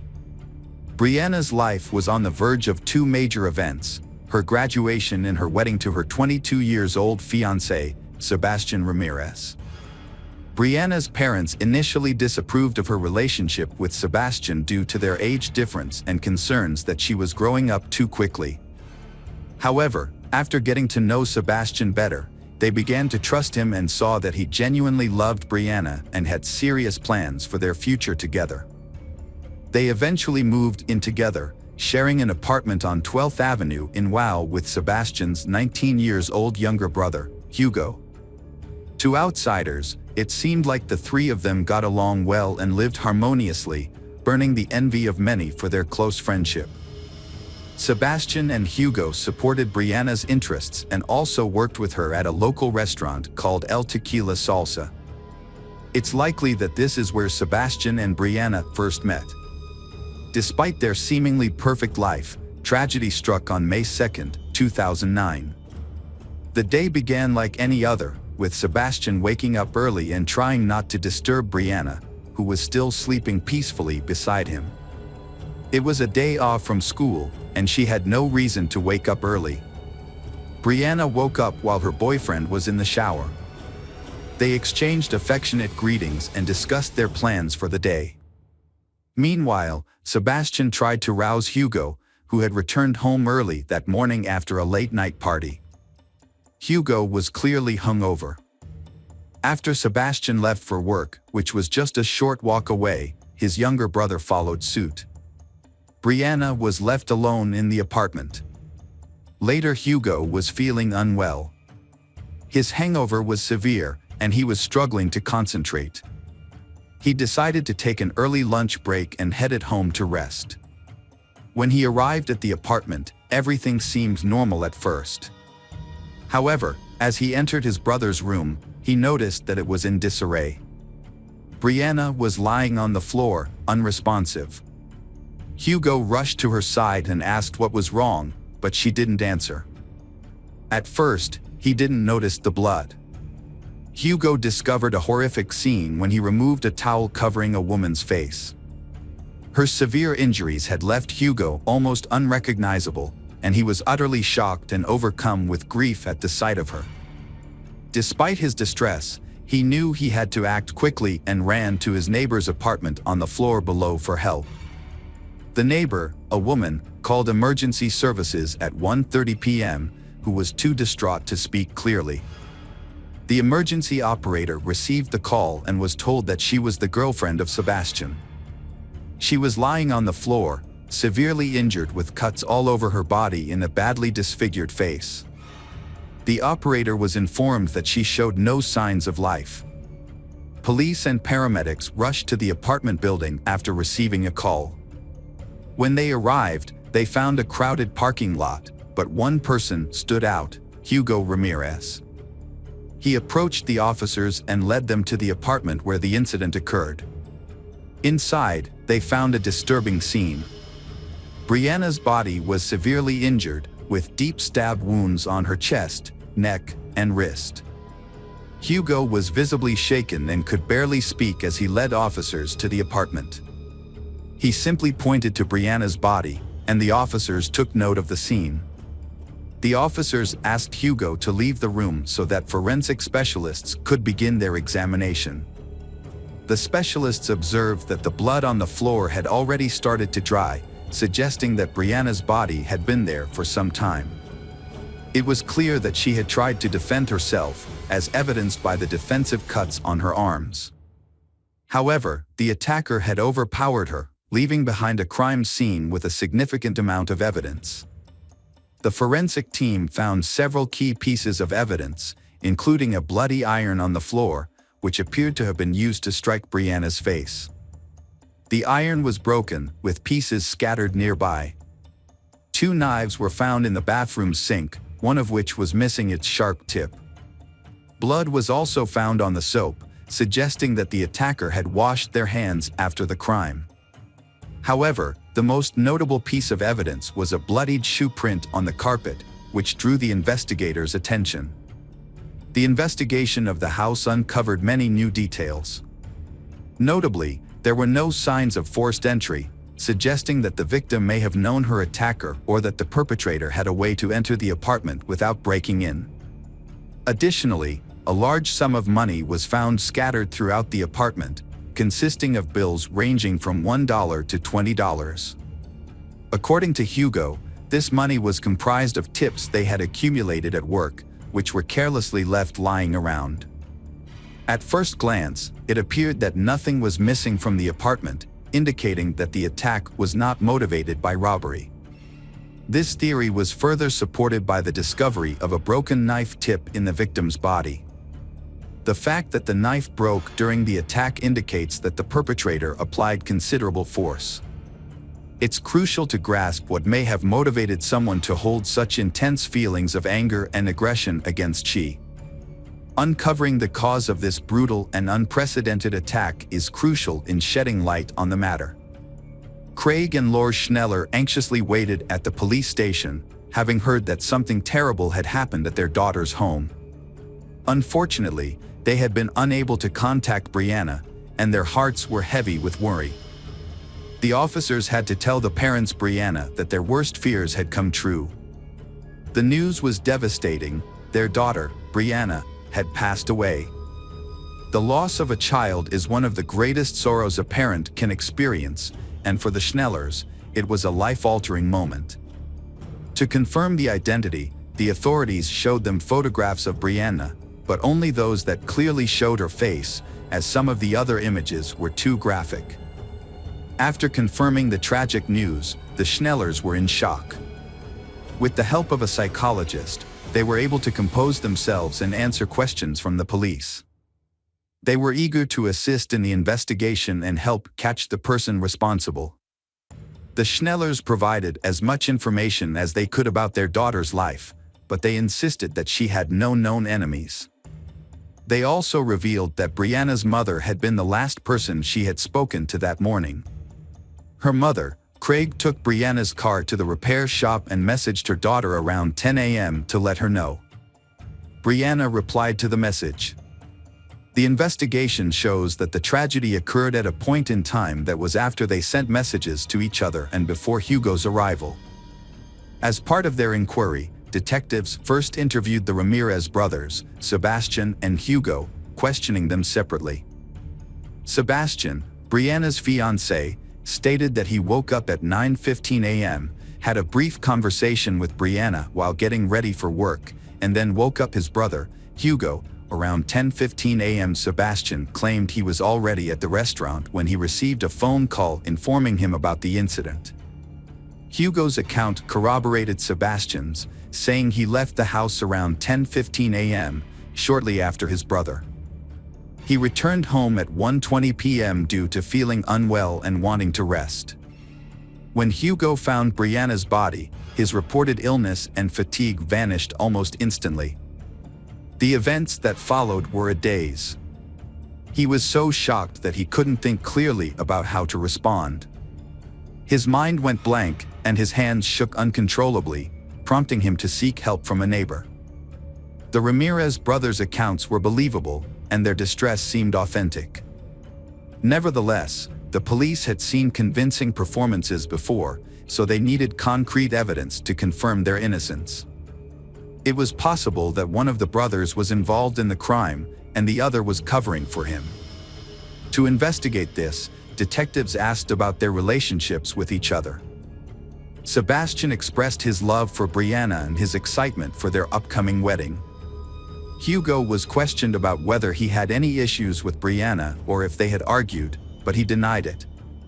Hugo also explained that while he found her attractive and charming, he had no romantic intentions towards her because he valued his good relationship with his brother and would never jeopardize his happiness.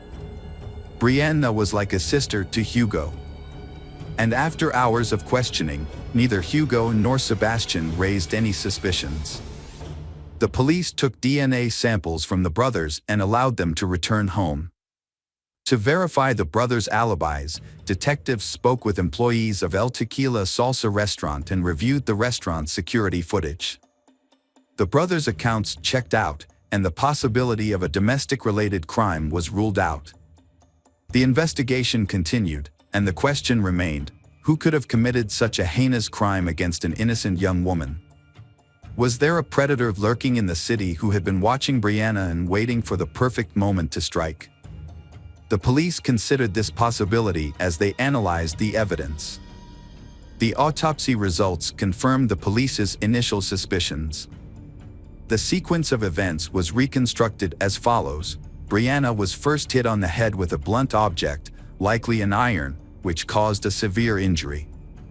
The perpetrator then cut her throat and inflicted multiple stab wounds to her body. The attack was extremely violent, with so many wounds that even experts couldn't count them all. At least 2 of the injuries were fatal. DNA from an unknown source was found under Brianna's fingernails, indicating that she struggled and resisted her attacker. Initial reports that nothing was missing from Brianna's home were later found to be incorrect. Brianna's phone had actually been taken, and Sebastian was the one who discovered its loss and informed the detectives. This new information became a crucial lead in the investigation. The police learned from the phone provider that the phone was still active and obtained its location. Surprisingly, the phone was found to be nearby, specifically on the premises of the restaurant where Sebastian and Hugo worked. This revelation added complexity to the case, given the brothers' solid alibi and the suspicious circumstances surrounding the missing phone. The detectives rushed to the location and found that the phone's coordinates led them to the parking lot of a shopping center that housed the restaurant. A search of the area revealed that the phone was likely in one of the trash bins. After a brief search, a plastic takeout bag with the logo of El Tequila Salsa was found in a container. Inside the bag were the victim's phone, 2 mismatched gloves, and a pair of women's underwear. One of the gloves had a blood stain. The bag and its contents were sent to the lab for further analysis, which could potentially yield fingerprints or DNA from the perpetrator. After seeing a photo of the bag's contents, Sebastian identified his girlfriend's underwear. The police then questioned the restaurant staff multiple times. On May 5th, they asked everyone to provide a DNA sample and checked for any scratches or injuries. They also carefully reviewed all the surveillance footage, both inside and outside the building and nearby businesses. The police had a challenging task to figure out who had thrown away the bag. A kitchen worker initially caught the investigators' attention because he arrived late to work after Brianna had already been found lifeless. However, he had a solid alibi. He had been pulled over for speeding on his way to the restaurant. Reviewing the security footage was crucial to the investigation, which led them to another suspect, Raul Ponce Rocha, the 24-year-old kitchen manager. On the day of the crime, Raul left the building at 10:18 a.m. wearing a brown hoodie and returned 35 minutes later, at 10:53 a.m., without it. When questioned, Raul explained that he had gone to pick up his friend Luciano, a dishwasher at the restaurant, who lived in the same building as Brianna and her colleagues.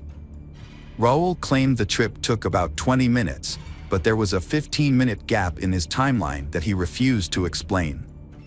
Luciano corroborated Raul's story, stating they drove straight to work without stopping. Nevertheless, the detectives remained skeptical about the unaccounted 15 minutes and Raul's suspicious behavior.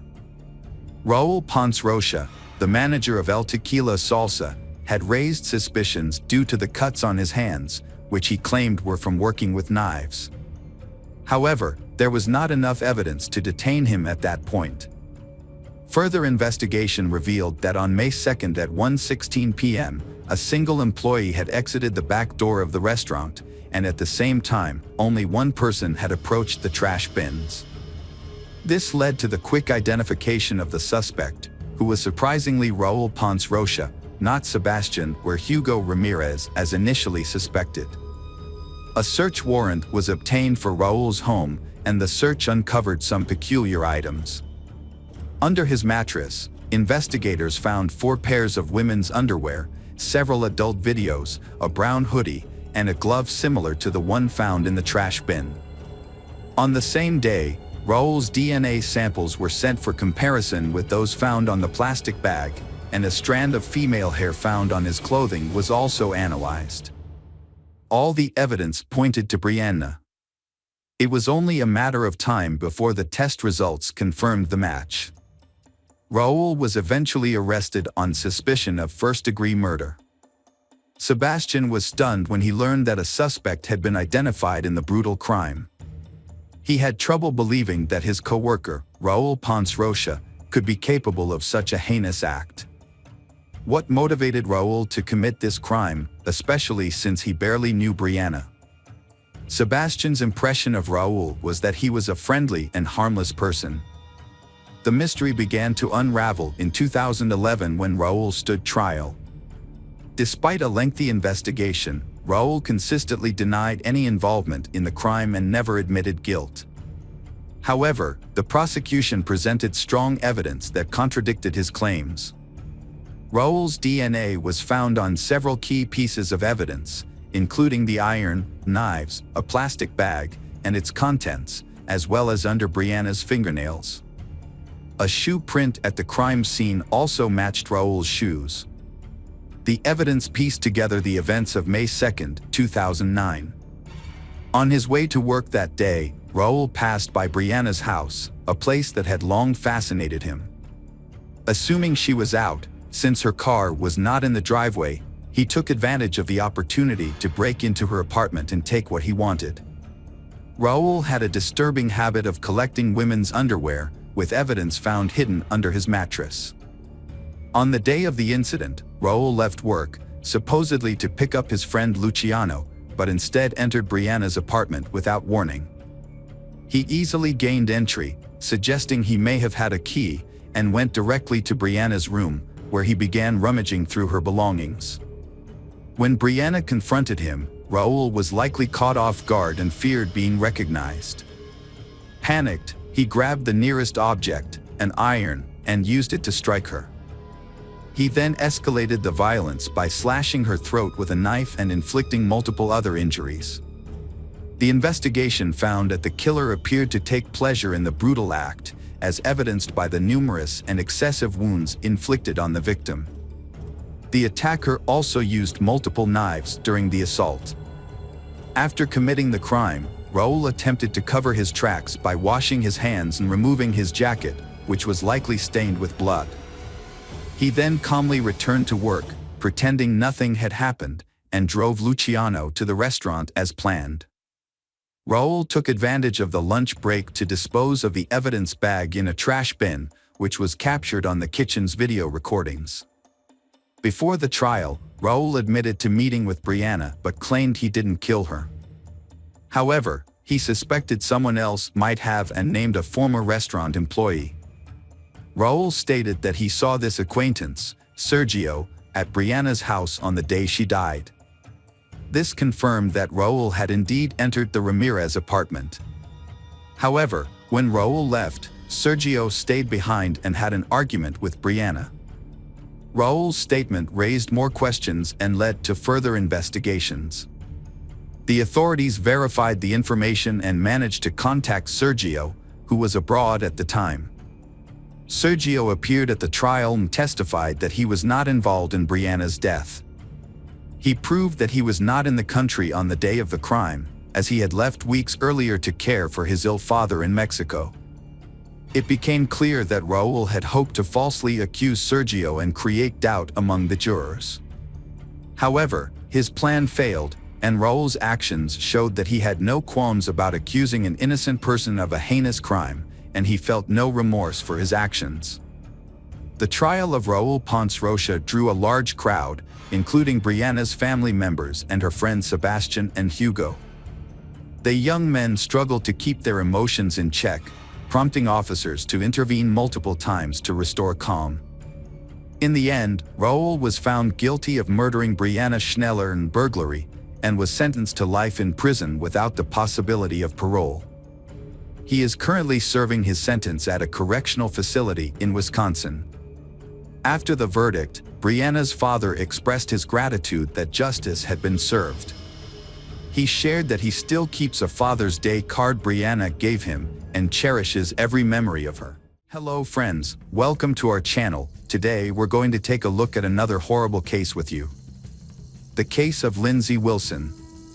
Lindsay Wilson was a kind and loving young woman. Lindsay had a deep-seated need for connection and love. Her major misstep was that she misjudged her partner and invested herself in their toxic relationship. Lindsay was 17 when she found out she was pregnant. Growing up in a loving and supportive family, she had never expected to become a mother so young. Although she was emotionally mature. What made it even more difficult was that her boyfriend, whom she had been dating since she was 13, abandoned her as soon as he learned he was going to be a father. His sudden departure left Lindsay feeling both upset and scared. Lindsay was all too familiar with the physical and financial strains of motherhood. Her family, the Wilsons, were loving and close-knit, but they had often struggled to make ends meet. Despite their financial challenges, Lindsay's parents had always worked hard to provide for their children. When Lindsay met Mitchell, 5 months into her pregnancy, she felt like she had been given a rare gift. Mitchell, who was 20 years old at the time, was attentive, caring, and gentle. What impressed Lindsay most was that her pregnancy didn't deter him. Instead, he was eager to be involved and supportive. Mitchell told Lindsay that he had fallen in love with her at first sight and wanted to spend the rest of his life with her, raising her child as his own. To show his commitment, Mitchell began working overtime to ensure that Lindsay and their unborn child would not have to worry about anything. 20-year-old Mitchell was a true gentleman. He was attentive and loving to Lindsay, despite her delicate condition. In fact, Mitchell had fallen deeply in love with her at first sight and wanted to spend his life with her, including raising her child as his own. At the time, Mitchell was earning a good income. However, when they announced their decision to get married, their parents were shocked. They felt that their 5-week relationship was too short to withstand the challenges and circumstances that came with marriage. Despite their concerns, Lindsay relatives noticed a positive change in her since being with Mitchell. She had regained her cheerfulness and good health. However, some of them found Mitchell's behavior to be a bit insincere. Nevertheless, no one interfered with their decision to get married, and instead chose to keep their doubts to themselves. The wedding took place in August 1995, surrounded by a small, intimate group of family and friends, mostly from the bride's side. The groom's side was noticeably underrepresented, with only his parents, a brother, and 2 friends in attendance. Despite the celebratory atmosphere, Lindsay relatives couldn't shake off their uneasy feelings about the union. However, Lindsay herself was over the moon, believing she had found her perfect match. As the evening wore on, their happiness was short-lived. A disagreement erupted, and the newlyweds' argument played out in front of their guests. The reason for Mitchell's outburst seemed trivial, and his reaction was disproportionately intense. The situation escalated, with Mitchell grasping Lindsay's hand and violently shaking her, leaving everyone in attendance stunned and uncomfortable. Mitchell appeared agitated and threatening, causing concern. When he calmed down, he apologized to everyone and made light of the situation, attributing his behavior to holiday stress. Although Lindsay didn't think much of the incident at the time and soon forgot about it, it was actually one of the warning signs of their toxic relationship. After getting married, Mitchell and Lindsay moved into an apartment in Southport, away from their parents. They started their life together and soon welcomed a baby girl named Robin. However, Lindsay soon discovered that her husband had a volatile temper, which cast a shadow over the joy of their new family. Mitchell's moods were unpredictable. One moment he was happy and joking, and the next, he would become aggressive and unreasonable. She thought she was maintaining a delicate balance at home, but in reality, she was giving in to his control. He dictates her every move and gets angry if she misses a phone call or doesn't pick up. Their arguments often ended with Mitchell begging for forgiveness and declaring his love. For a while, it seemed that peace had been restored, but their cycle of arguments became more and more intense. Lindsay struggled to recognize he she once loved. She frequently shared her concerns with her relatives, who urged her to leave the relationship and end her suffering. However, Lindsay found it difficult to acknowledge her mistake and admit defeat. Lindsay's relatives noticed that she often dwelled on memories of the past. Whenever her husband promised to change and return to his gentle and caring ways, Lindsay wanted to believe him and waited for him to fulfill his promises. Meanwhile, Mitchell's controlling behavior intensified. He restricted Lindsay's freedom, forbidding her from going out alone in the evenings and eventually requiring her to be accompanied by him at all times. Despite his possessiveness, Mitchell was seen with other women, sparking Lindsay's suspicions of infidelity. Lindsay confided in her older sister about her concerns, sharing an incident where a woman visited their home, unaware that Mitchell was married. This revelation led to another argument, which escalated into physical violence. Physical abuse gradually became a part of Lindsay's life. To control her and protect his reputation, Mitchell started limiting her interactions with others. He began by restricting her contact with neighbors, friends, and acquaintances, and eventually with her family. Lindsay, unhappy and fearful of being caught and punished, tried to secretly maintain contact with her loved ones. Despite the problems in their relationship, Lindsay stayed with Mitchell. One reason was the comfortable life he provided. He had a good income, supported her and their child, and paid the bills, leaving her without any financial worries. Lindsay's life changed dramatically when she found herself pregnant again. Although her husband, Mitchell, was a good father to her daughter from a previous relationship, she felt that having another child would be unwise in their current circumstances. She decided to have an abortion. When Mitchell found out about her decision, he became furious and verbally and physically abused her. Lindsay packed her belongings and took her daughter to her parents' home. Her family was relieved to see her. At first, Lindsay was happy to be apart from her husband, Mitchell. But over time, she started to miss him.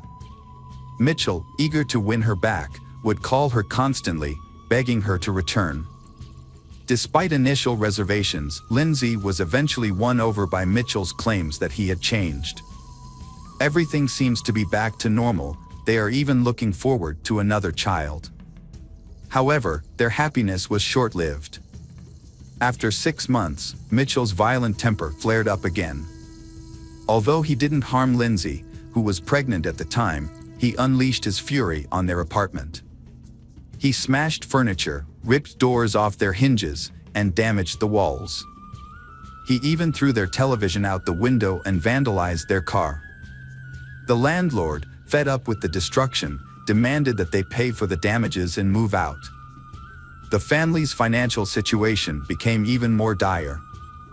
As a result, they was forced to take out a significant loan and downsize to a smaller, more modest apartment. In October 1997, Lindsay gave birth to their son, Jack. Mitchell was overjoyed at the arrival of his child. However, the relationship between the spouses continued to deteriorate over time. Mitchell often left home for extended periods, sometimes for just a few days, sometimes for an entire week, frequently citing trivial or made-up reasons. Although Lindsay had grown accustomed to her husband's behavior, she eventually reached her breaking point and filed for divorce, returning to her parents' home when Mitchell abandoned her once again. Lindsay realized she couldn't handle the separation from Mitchell on her own, so she reached out to a local charity that supports women in crisis. The charity helped her find affordable housing in a different city, allowing her to start fresh. However, she was worried that Mitchell would find out her new contact information, so she took steps to protect herself. When Mitchell began making threats, she took it a step further and got a restraining order from the police. With the help of a therapist, Lindsay started rebuilding her life. She kept a journal to document her experiences, intending to use it as a warning for her children in the future, so they wouldn't make the same mistakes she did. The journal entries supported what her relatives had said about the problems within the family. Unfortunately, despite her efforts to stay hidden, Mitchell eventually discovered her phone number and began calling her constantly, demanding to see their son. Lindsay, now free, soon felt lonely and couldn't resist her ex's persistence. They started talking and seeing each other again, eventually moving back in together.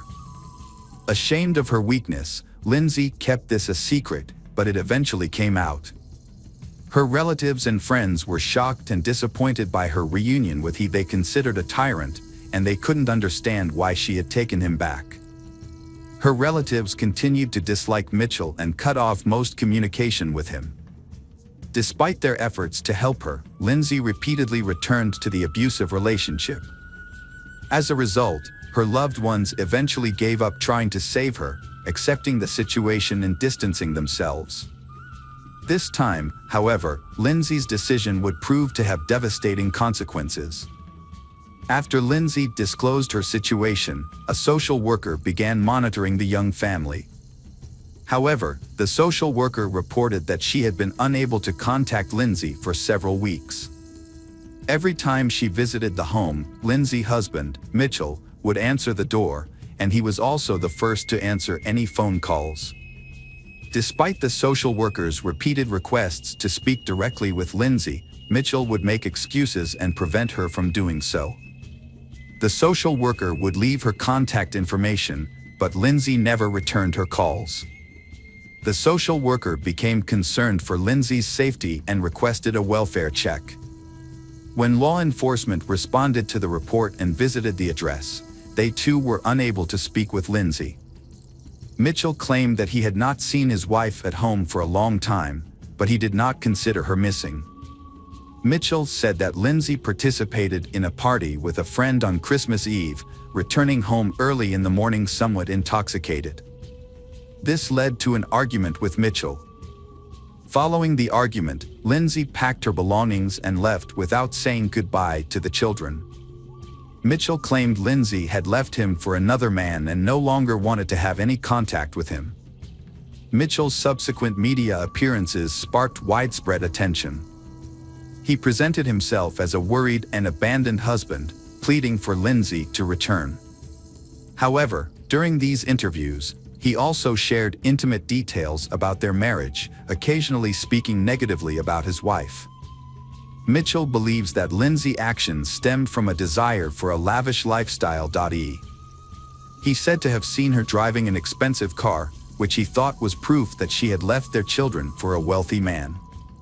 Despite her public image, Mitchell was enjoying the freedom of a single life.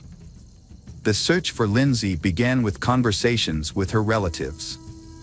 During these conversations, it was learned that she was last seen by her family on December 11th. At that time, she appeared to be in high spirits and looking well, with her behavior being normal. During their investigation, detectives were surprised that no one had expressed concern about the young wife's whereabouts for 2 months. However, they soon discovered a plausible explanation. Mitchell had a history of limiting his wife's interactions with others, even close relatives. In the past, her family had difficulty staying in touch with her due to Mitchell's controlling behavior, which made it more believable that Lindsay had intentionally kept a low profile for an extended period.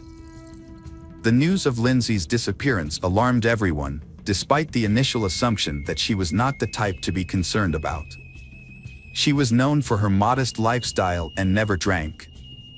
Additionally, her husband had restricted her from having any contact with the outside world, including friends and acquaintances.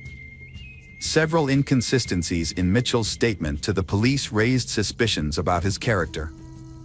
It seemed unlikely that Mitchell would willingly let his wife leave, and that Lindsay would not abandon her children to a controlling husband. To clarify the situation, the police conducted a thorough investigation, interviewing all of Lindsay's acquaintances and searching for anyone who may have seen her after the family gathering. They also questioned their neighbors and obtained surveillance footage from the residential complex and surrounding areas. Lindsay's disappearance was not immediately noticed, and by the time it was.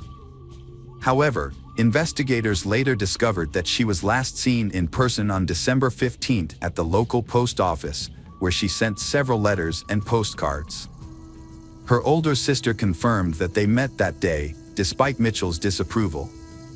During their brief conversation over tea, Lindsay handed her sister a note and asked her to read it later. Unfortunately, the sister forgot about the note in her purse and was unable to find it later, leaving its contents a mystery. As the months passed, investigators grew increasingly suspicious that she was no longer alive, given her prolonged absence and lack of contact. Although they couldn't charge Mitchell without sufficient evidence, their suspicions about him intensified as they learned more about their history and relationship. Lindsay's parents and detectives suspected Mitchell was involved in her disappearance, but lacked concrete evidence. Searches at their home and nearby turned up nothing. In a televised interview, Mitchell denied any wrongdoing, even claiming Lindsay's family would eventually apologize for suspecting him. Just before the holidays, Mitchell sent a postcard in hair dye to the lead investigator. The postcard's sarcastic message mocked the detective, implying he needed confidence and to cover his gray hair.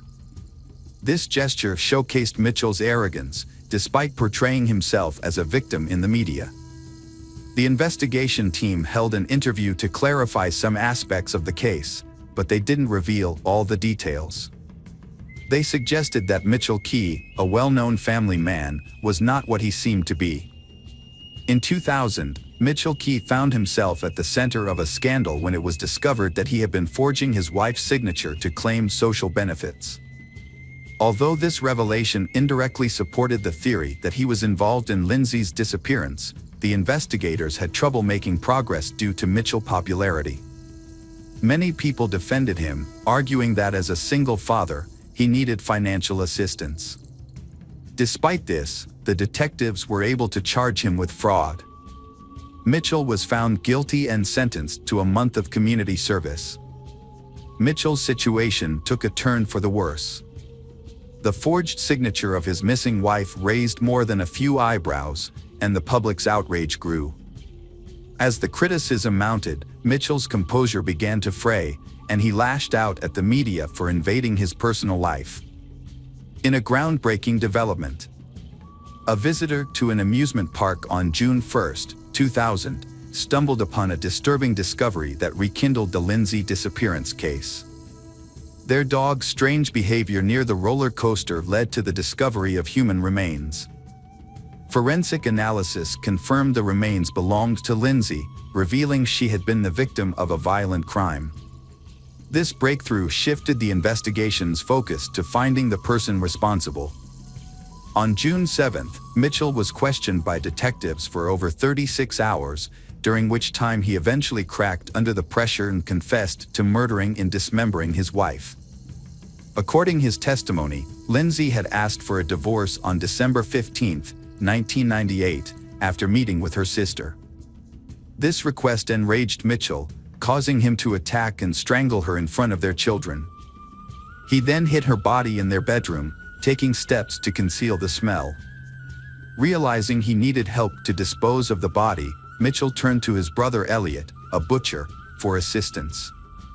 Although Elliot was initially hesitant, Mitchell eventually convinced him to help. While their children played in the next room, the brothers dismembered Lindsay's body and later scattered her remains throughout the city. The murderer showed no remorse or empathy during his confession. Instead, he seemed to take pride in his actions, saying that without his confession, they would never have been able to prove his guilt. He then led the authorities to the locations where he had hidden the victim's body parts. Unfortunately, her head and one hand were never found. The forensic examination confirmed that all of those of Lindsay, leaving no doubt about Mitchell's guilt. The trial of the Mitchell brothers took place in January 2001 and was a relatively straightforward process. Mitchell was found guilty of first-degree murder and received a life sentence with the possibility of parole after 17 years. A court-appointed psychiatrist observed that Mitchell displayed classic characteristics of a narcissist with sadistic tendencies. Elliot, Mitchell's brother, was sentenced to 7 years in prison for his role in covering up the crime. Lindsay's children were taken care of by her grandparents, who gave them their last name. 3 months after the sentence, the Wilson family faced another tragedy when one of Lindsay's older brothers, unable to cope with the loss, took his own life in the family's attic. In his goodbye note, he expressed his desire to reunite with Lindsay, saying he saw no point in living in a world he considered cruel. As of 2017, Mitchell Key, Lindsay's murderer, became eligible for parole, but as of January 2023, his parole requests have been denied 3 times. Hello friends, welcome to our channel. Today we're going to take a look at another horrible case with you. The case of Rachel O'Reilly. Rachel O'Reilly was born in 1974 in County Dublin, Ireland. Her biological parents are unknown, but she was adopted at a young age by Rose and Jim Calley, who raised her along with their 4 other adopted children. Rachel was a responsible and driven child. She excelled in school, played sports, helped with household chores, and never caused any trouble. As she grew up, she became a sociable, open, and exceptionally kind person. She got along with everyone and avoided conflict whenever possible. As a teenager, Rachel was a skilled softball player, participating in numerous competitions and setting local records. Her closest relationship was with her adoptive mother, Rose, with whom she shared all her secrets and stayed in close touch even after she got married and had children of her own. Rachel decided to pursue a degree in marketing from a local university after completing high school. She also landed a job as a salesperson at a city department store and continued to play sports for a local team in her free time. Joe O'Reilly, born in 1972 in County Dublin, Joe grew up in a simple family as the second child of his parents, with an older sister. His parents instilled in him the value of hard work and self-reliance, not spoiling him or his sister. Joe was a tall and athletic boy who enjoyed playing softball. After high school, he chose to study advertising through correspondence and took a job as a manager at a department store. A few months later, Rachel would start working at the same store. Joe was 19 years old when he first met Rachel, who was just 17. He was immediately drawn to her and introduced himself, but despite being charmed by her bright smile and blonde hair, she refused to go on a date with him. Undeterred, Joe began to try to win her over, showering her with compliments and small gifts, such as flowers and chocolates, which he would leave at her workstation in the morning. However, no matter how hard he tried, Rachel remained unimpressed.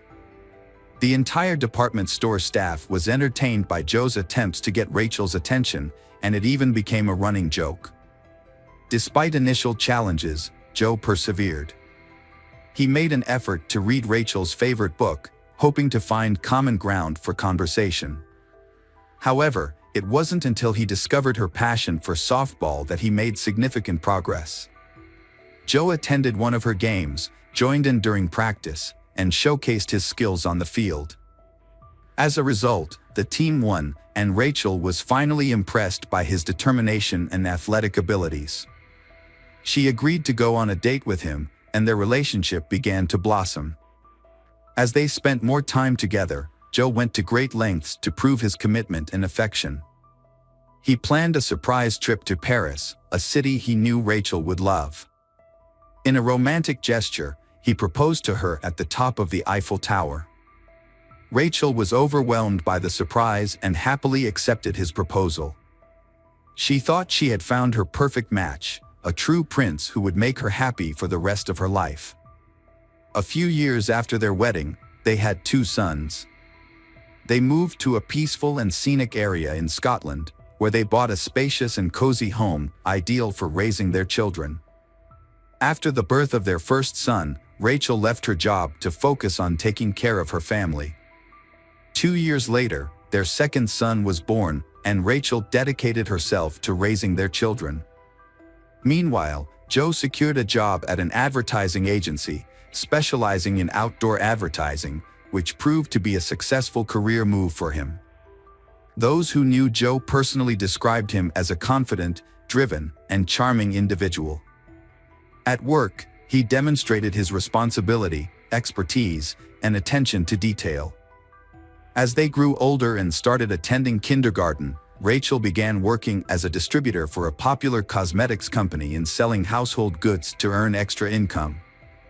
This job allowed her to interact more with her neighbors, who praised her as a wonderful mother and a kind, open person.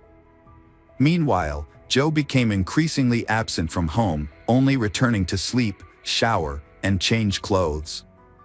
He attributed his absence to his demanding work schedule and an upcoming promotion he was eagerly anticipating.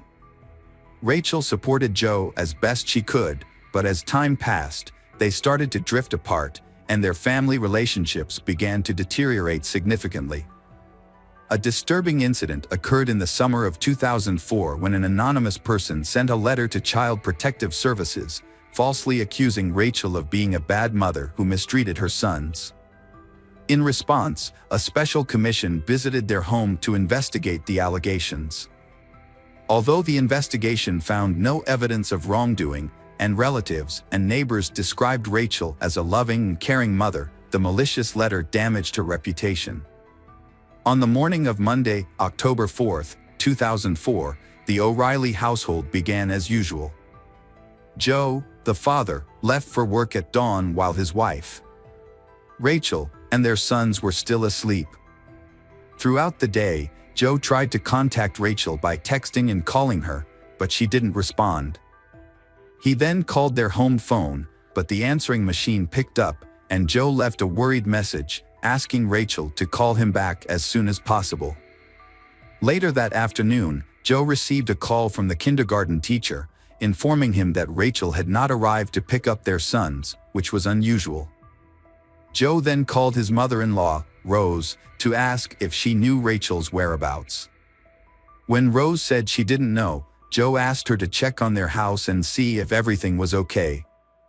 Meanwhile, Joe went to the kindergarten to pick up the children.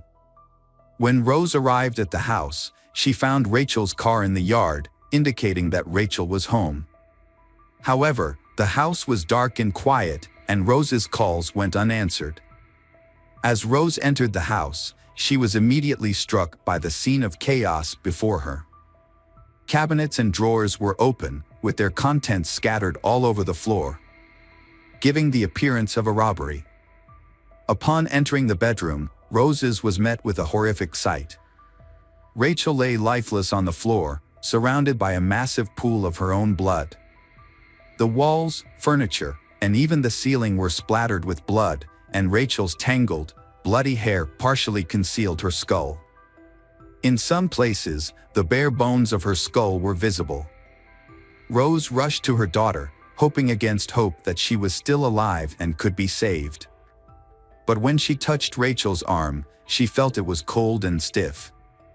It was clear that Rachel had been dead for hours, and there was nothing that could be done to help her. Overcome with grief and unable to collect her thoughts, Rose began screaming and calling for help. She then rushed to the phone to dial the police. Her screams alerted the neighbors, one of whom was a doctor. The doctor was the first to examine the body and confirm that Rachel was beyond help.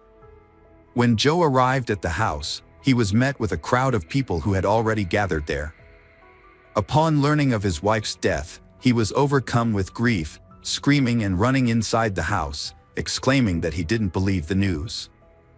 In the bedroom, he became hysterical beside his wife's body, crying and vowing to kill the person responsible for her murder. According to the police officers who responded to the scene, the crime was one of the most brutal they had ever encountered. The victim, Rachel, had been beaten to death with a heavy blunt object with incredible force. It appeared that she had been attacked from behind, as she showed no signs of having tried to resist or fight back. At first, the scene resembled a robbery, but the investigators' instincts suggested that the brutality of the attack indicated a personal motive or intense dislike. However, it was unclear who would have wanted to harm the Rachel, who was a mother of two. The detectives began by interviewing Rachel's family members and neighbors, who all confirmed that she was a friendly person with no known enemies or conflicts. None of the neighbors reported seeing or hearing anything suspicious on the day of the murder. Joe provided an alibi, stating that he was at the bus depot on the other side of town for work, which could be corroborated by a coworker. The scene looked like a robbery, but nothing valuable was taken. A €1,000 note was left untouched on the bedside table, and another stash of money was found in a kitchen cupboard, also untouched. A jewelry box on the dressing table was disturbed, but only a pair of chains and earrings were missing, found separately in a drawer. The homeowner reported that a digital camera, silverware, and one of his dumbbells, likely the murder weapon, were missing. The investigation found the situation suspicious. The house was in disarray, and Rachel was brutally murdered, yet only a few items were taken. Joe, answering police questions, was visibly shaken, crying, and feverish. However, one investigator believed that Joe's behavior seemed more like nervous excitement than grief or shock. When asked if his wife might have had an affair, Joe's demeanor changed, and he confidently denied it. He then added that he had not cheated on his wife, but this statement seemed unconvincing. A bag containing stolen items from the house was discovered in the bushes, 2 miles from the crime scene. The bag held a camera, silverware, and a few pieces of jewelry, all of which were on the list of stolen items compiled by Joe. This new evidence led investigators to rule out the possibility of a robbery and reclassify the case as a premeditated murder. As a result, Joe, who had been trying to appear grief-stricken, became the prime suspect. His attempts to convey pain and sorrow seemed insincere, raising suspicions about his involvement in the crime. Joe didn't have an alibi to present, so the detectives had to investigate the details of his day to piece together what happened. According to Joe, he started the morning by stopping at the gym, a routine he followed regularly. The surveillance cameras in the gym's parking lot and inside the gym confirmed his presence. After his gym visit, Joe drove to the office and then headed to a remote bus station in the city to check on the placement of advertisements on buses. A colleague corroborated Joe's account, recalling a phone conversation they had around that time. The investigators then visited Joe's workplace to inspect his computer. This led to a significant discovery. Joe's email contained some suspicious messages that he had partially deleted. Specialists were able to recover the deleted emails, and the police became convinced they were on the right track. Most of the recovered emails were exchanges with Joe's friend and sister, in which he frequently complained about his wife, Rachel, using derogatory language and profanity. Joe's wife had not been attractive to him for a long time, and in fact, he felt a strong sense of disgust towards her.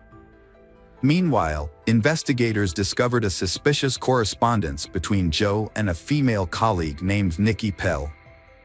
Their communication suggested that they were more than just friends and warranted further questioning. Nikki Pell worked at the same advertising company as Joe and was 10 years his senior. Despite their age difference, they had begun an affair. It was unclear when exactly their workplace romance started, but it was evident that Joe spent a significant amount of time with Nikki, often staying late into the evenings and even nights. Joe's wife was unaware of this and was misled into believing that he was busy with work. What was even more alarming was the content of Joe's messages to Nikki, in which he promised that they would soon be together, referring to her as a potential stepmother to his children with his wife, Rachel. Such messages raised suspicions, especially considering that in the event of a divorce, the children would likely remain with their mother. Joe initially denied having an affair, but when faced with irrefutable evidence of his infidelity, he was forced to admit to secretly dating Nikki for some time. Although they had reportedly broken up for over a week before the incident. This revelation raised questions. Following the discovery of the body, the O'Reilly house was sealed off as a crime scene, and no one was allowed to enter while the police conducted a thorough investigation. During this time, Joe stayed with his sister, and the children stayed with their grandparents. At the funeral, Joe was surprisingly calm and appeared to avoid the casket containing his deceased wife's body. When it was his turn to say goodbye, he did so hastily and without emotion. As he left, he appeared unconcerned, saying that the casket could be closed and buried once the family was allowed to return home. When they returned, everything in the house appeared to be in the same condition as the day of the murder, except for the body on the floor. Joe asked his in-laws to accompany him to the scene of the crime, and they agreed, thinking he needed their emotional support. However, as they walked around the room where Rachel had been murdered, Joe began to speculate about the killer's actions. He graphically described the attack, pointing to dried blood spatters and reenacting the blows with his arms. Joe suggested that the perpetrator might have washed his hands and the crime weapon in the bathroom before taking it with him. Although his detailed and unsettling account seemed like an attempt to process his grief, his parents-in-law couldn't shake the feeling that he was reenacting the crime. Rose, in particular, secretly suspected that Joe might have been the one who killed their daughter. Immediately following the funeral, Joe began aggressively seeking media attention. He granted numerous interviews and even invited reporters into his home, providing them with a tour of the crime scene while recounting the events that transpired. 3 weeks after the tragedy, the Rachel loved ones agreed to participate in a television program about the crime. However, while Rachel's parents appeared to be overcome with grief, Joe's behavior on set was remarkably different. He interacted with the makeup team, showing concern for his on-camera appearance, and during breaks, he eagerly accepted and enjoyed the offered snacks and coffee, behaving more like a celebrity than a grieving family member. The police, who were still looking at Joe, decided to follow him and found that from the set he went straight to his mistress Nikki, who spent the night. By that time, the last doubts that he was the killer had already been dispelled, and it remained only to collect irrefutable evidence for the court. Collecting evidence proved to be a time-consuming and challenging task. The main piece of evidence, the murder weapon, remained elusive. Despite this, investigators accumulated enough supplementary evidence. Initially, 2 key witnesses, Nikki and Joe's colleague who corroborated his alibi, faced possible imprisonment for perjury, leading them to recant their earlier statements.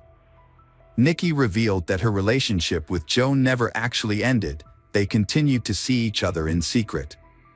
Rachel, who discovered their ongoing connection, got into a significant argument with Joe and his wife shortly before the tragedy.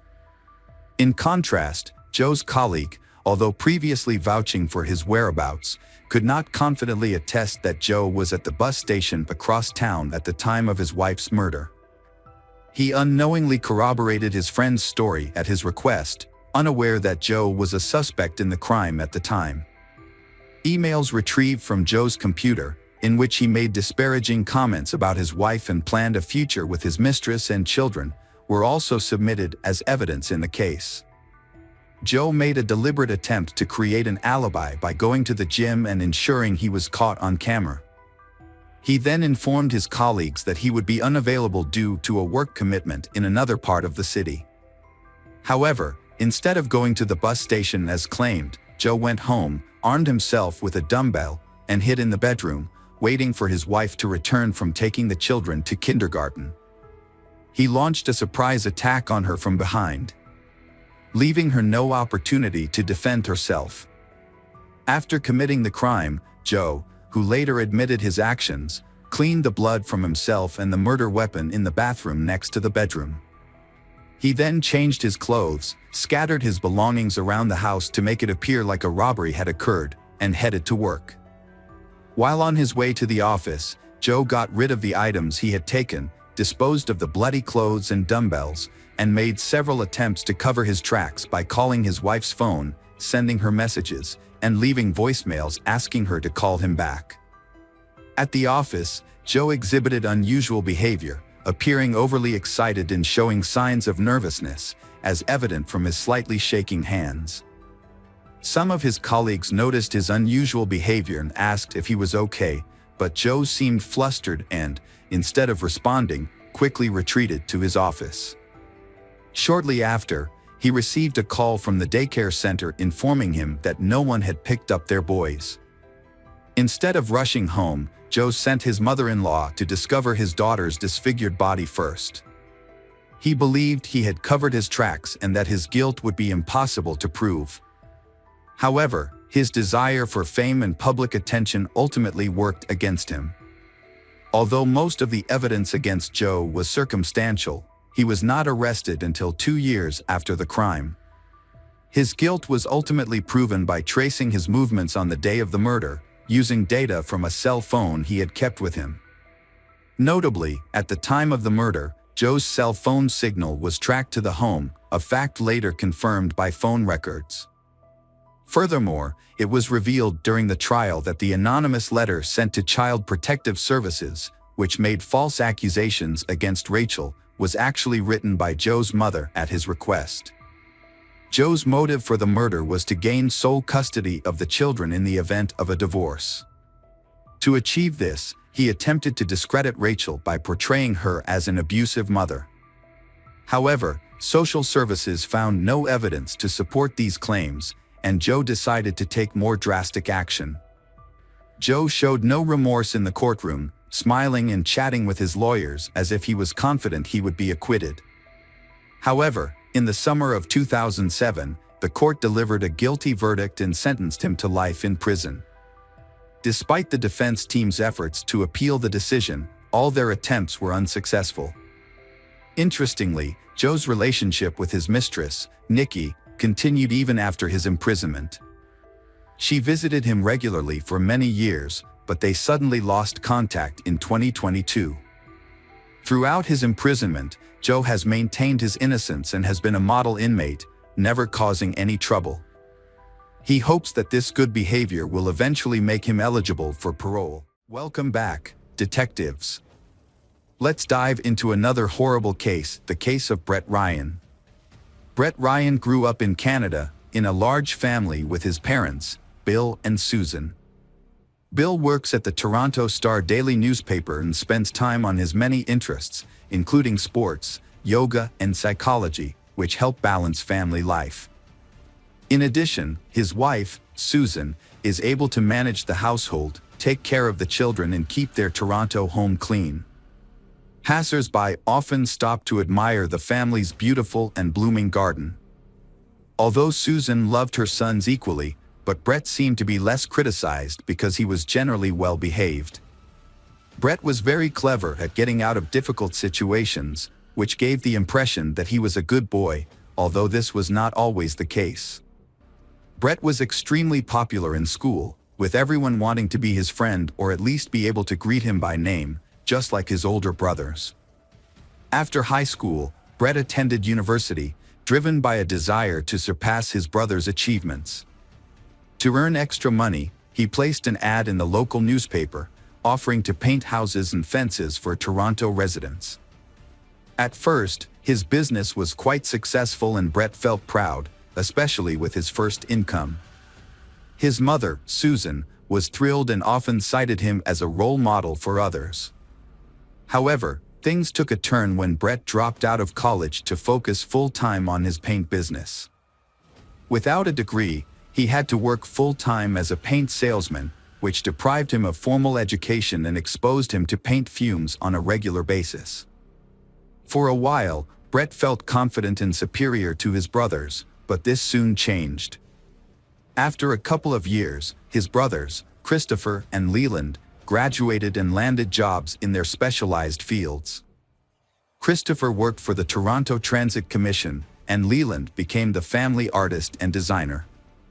As they established their careers and moved out of their parents' home, Brett's power began to diminish significantly. To save money on rent, Brett continued to live with his parents and younger brother, who attended a school for gifted children. Brett's financial situation grew more dire over time.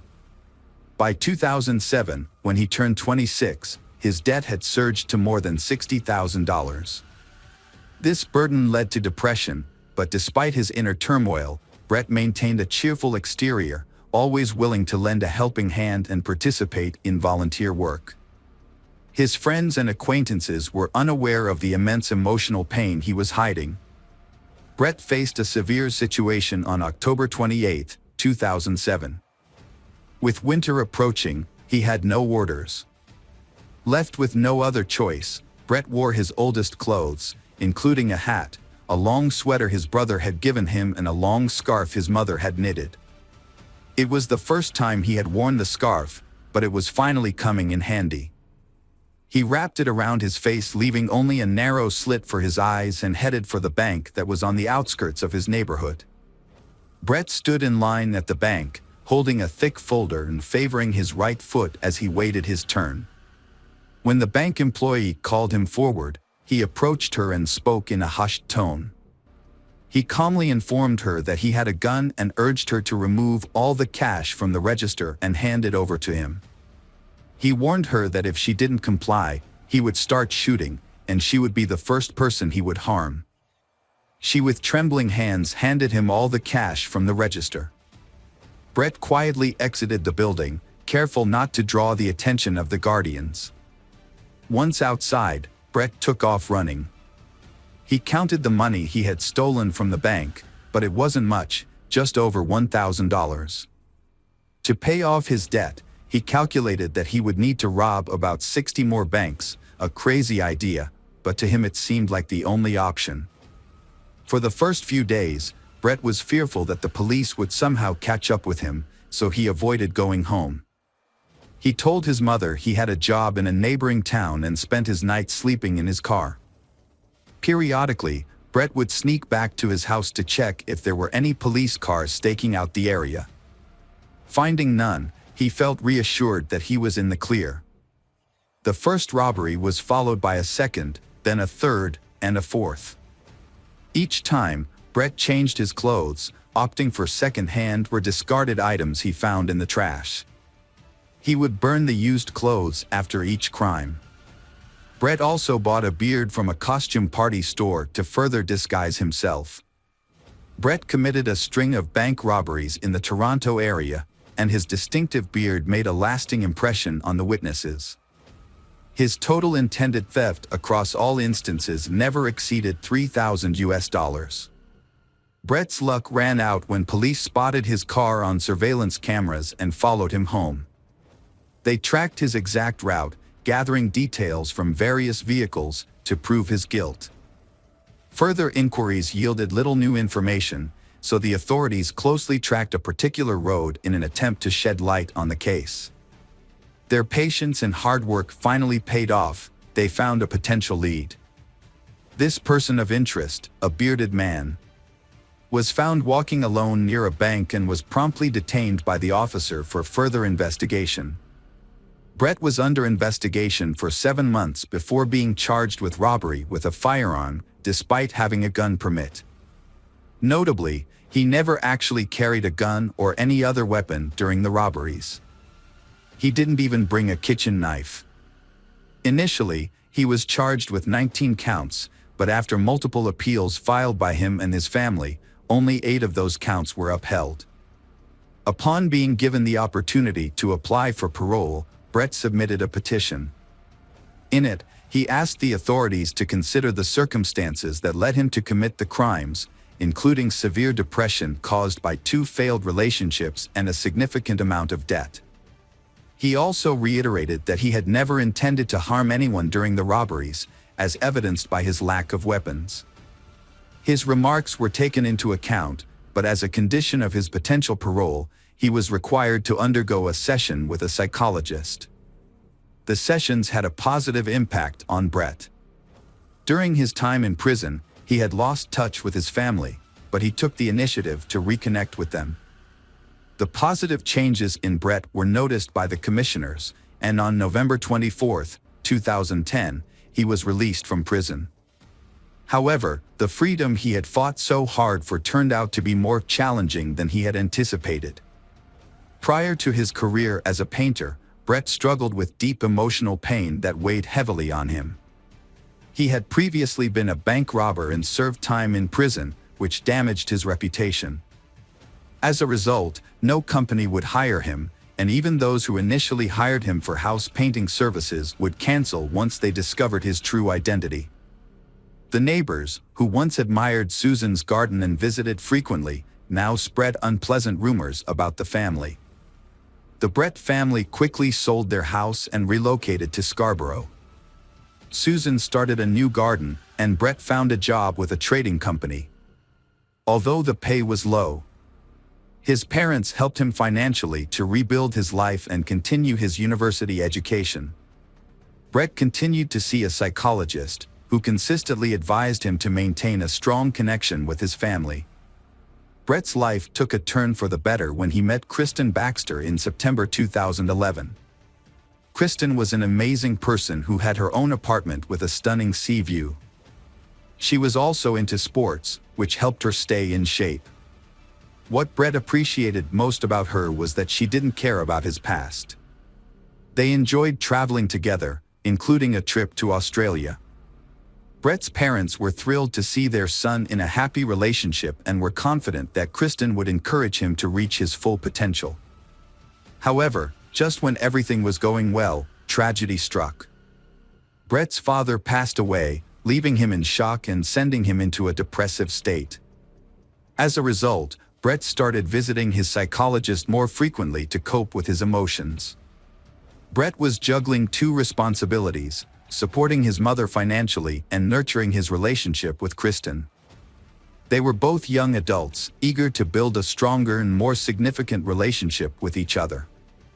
Brett fell deeply in love with Kristen and decided to carry out an important plan.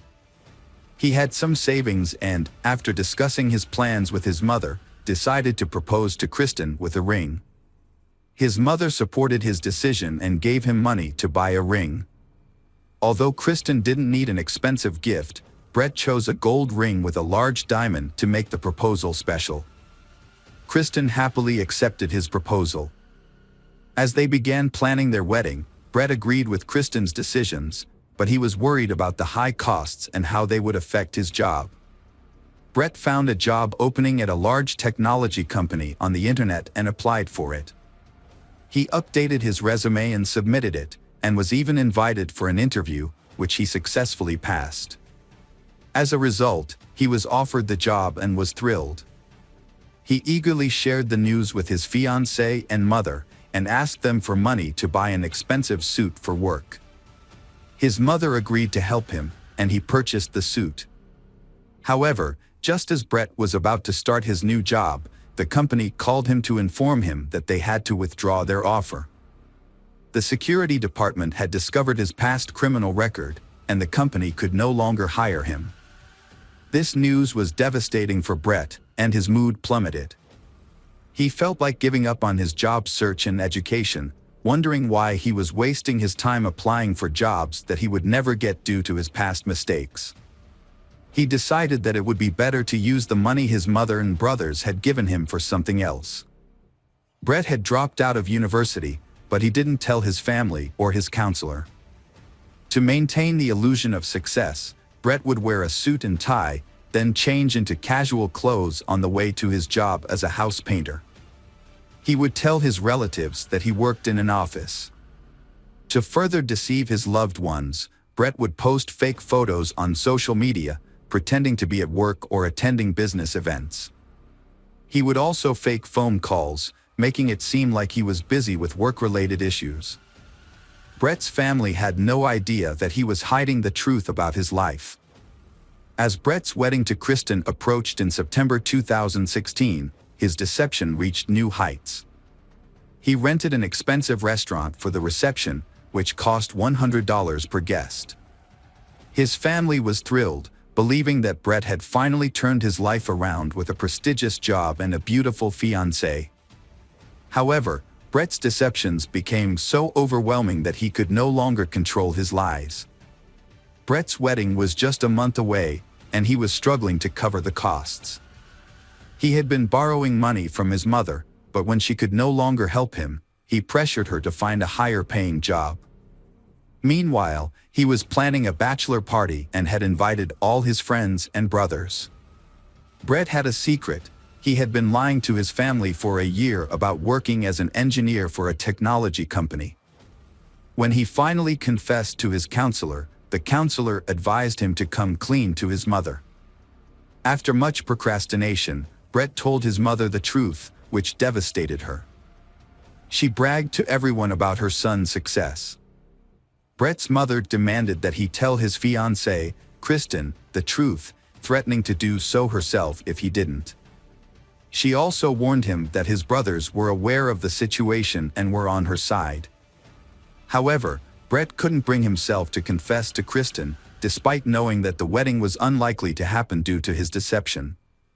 With less than a month to go before the wedding, Brett remained silent, knowing that Kristen deserved to know the truth before it was too late. Brett was anxious about his mother revealing a potentially scandalous secret to his fiancée, Kristen. Every time her phone rang, he would tense up, holding his breath until he realized it wasn't his mother on the line, but rather one of Kristen's friends inquiring about her wedding plans. Eventually, Brett came up with a plan to silence his mother for good. As a convicted felon, Brett was prohibited from owning firearms. He decided to use a crossbow, a silent and deadly weapon, to carry out his plan. Interestingly, his late father had taught him how to shoot a crossbow at targets in their garden, a hobby that Brett had excelled at. Brett purchased the crossbow and arrows at a local sporting goods store and hid them in his garage, disguising them among construction debris. He also created a fake alibi by rigging his computer to automatically post pre-written comments on YouTube. He achieved this by attaching a spoon to a fan, which was connected to his computer. The fan was set to a timer, making it seem like Brett was actively using his computer at the time of the crime. Brett made everyone believe that he spent the whole day at home, watching videos and commenting on them. However, on the morning of August 25th, he had other plans. He put on disguising clothes that concealed his face, sneaked out of the house through the back door to avoid the security cameras, and took a train to his parents' house. He wants to eliminate anyone who might stand in the way of the peaceful life he and Kristen are building. When Brett arrived at his parents' house, his mother, Susan, was taken aback by his unexpected visit. She wasn't feeling well that day, but Brett persisted in persuading her not to reveal his plans to his future wife. Despite her poor health, Susan firmly refused to comply with Brett's demands. As he continued to pressure her, Brett's anger escalated, and Susan sensed that something was terribly wrong. She noticed the crazed look in her son's eyes and warned him that she had already called for help and that Christopher was on his way. Brett's anger reached a boiling point. He rushed to the garage, grabbed a crossbow, but his rage and adrenaline surge made him unable to aim properly. Instead, he used the crossbow's butt to bludgeon his mother. To ensure she was dead, he tightened a rope around her neck. After covering her body with plastic bags, Brett loaded the crossbow with arrows, ready to face whoever was coming next. Brett's brother Christopher was lured into a trap by the suspect. As he entered the garage or the yard, Brett, who was hiding in the bushes, ambushed and shot Christopher in the neck. Christopher died shortly after the attack. Alexander, the youngest brother, was the next target. The suspect had also managed to lure him, but Alexander's outcome was different. Shot in the neck with an arrow, Alexander was critically injured but didn't die instantly. He screamed and cried for help as the attack took place. Throughout this violence, Leland remained asleep on the second floor, oblivious to the crime happening nearby and to the identity of the perpetrator, who was also a family member. It was Alexander's screams that startled Leland out of sleep, ran downstairs, and stumbled upon the horrific scene of his brother Brett trying to strangle Alexander. A fight broke out between Leland and Brett, and Leland ended up in control, forcing Brett to back down. Leland immediately fled to a neighbor's house and called the police. With no means of escape, Brett remained in the house, realizing too late that his actions had disastrous consequences. In a desperate attempt to make amends, he composed a text message to Kristen, pleading for her forgiveness. Upon arriving at the scene, police officers found Brett, covered in blood, sitting beside his critically injured brother Alexander, who would later succumb to his injuries in the hospital. Brett voluntarily surrendered to the authorities, requesting to be handcuffed and taken into custody. During his confession, he revealed the location of his mother's body, hidden beneath packages in the garage, and acknowledged that she was beyond help. Brett admitted at the police station during the trial that he had not intended to kill Susan, but rather to scare her. In contrast, he had planned to kill Christopher and Alexander, who were witnesses to the crime. If they had not been present, they would still be alive. Brett attempted to justify his actions by citing his struggles with depression, but this did not lead to a more lenient sentence. Despite Brett's cooperation with the investigation and his voluntary confession, the judge imposed 3 life sentences, 1 for each murder. Brett will be eligible for parole in 2041. Leland, the sole survivor of the incident, has refused to speak to reporters, but he is well known in Toronto as the one who narrowly escaped the carnage. Hello friends, welcome to our channel. Today we're going to take a look at another horrible case with you. The case of Sumner family. Carol and Reggie Sumner raised in Charleston, South Carolina. They were born in the same year, went to the same school, and were even in the same grade. Over time, their childhood friendship blossomed into a deeper affection. Neither of them recalls exactly when they began to develop romantic feelings for each other, but by the time they were 15 years old in 1959, they were dating. Their friends described them as a beautiful and harmonious couple. Reggie and Carol treasured their memories, keeping photos of their happy times together in their home archives.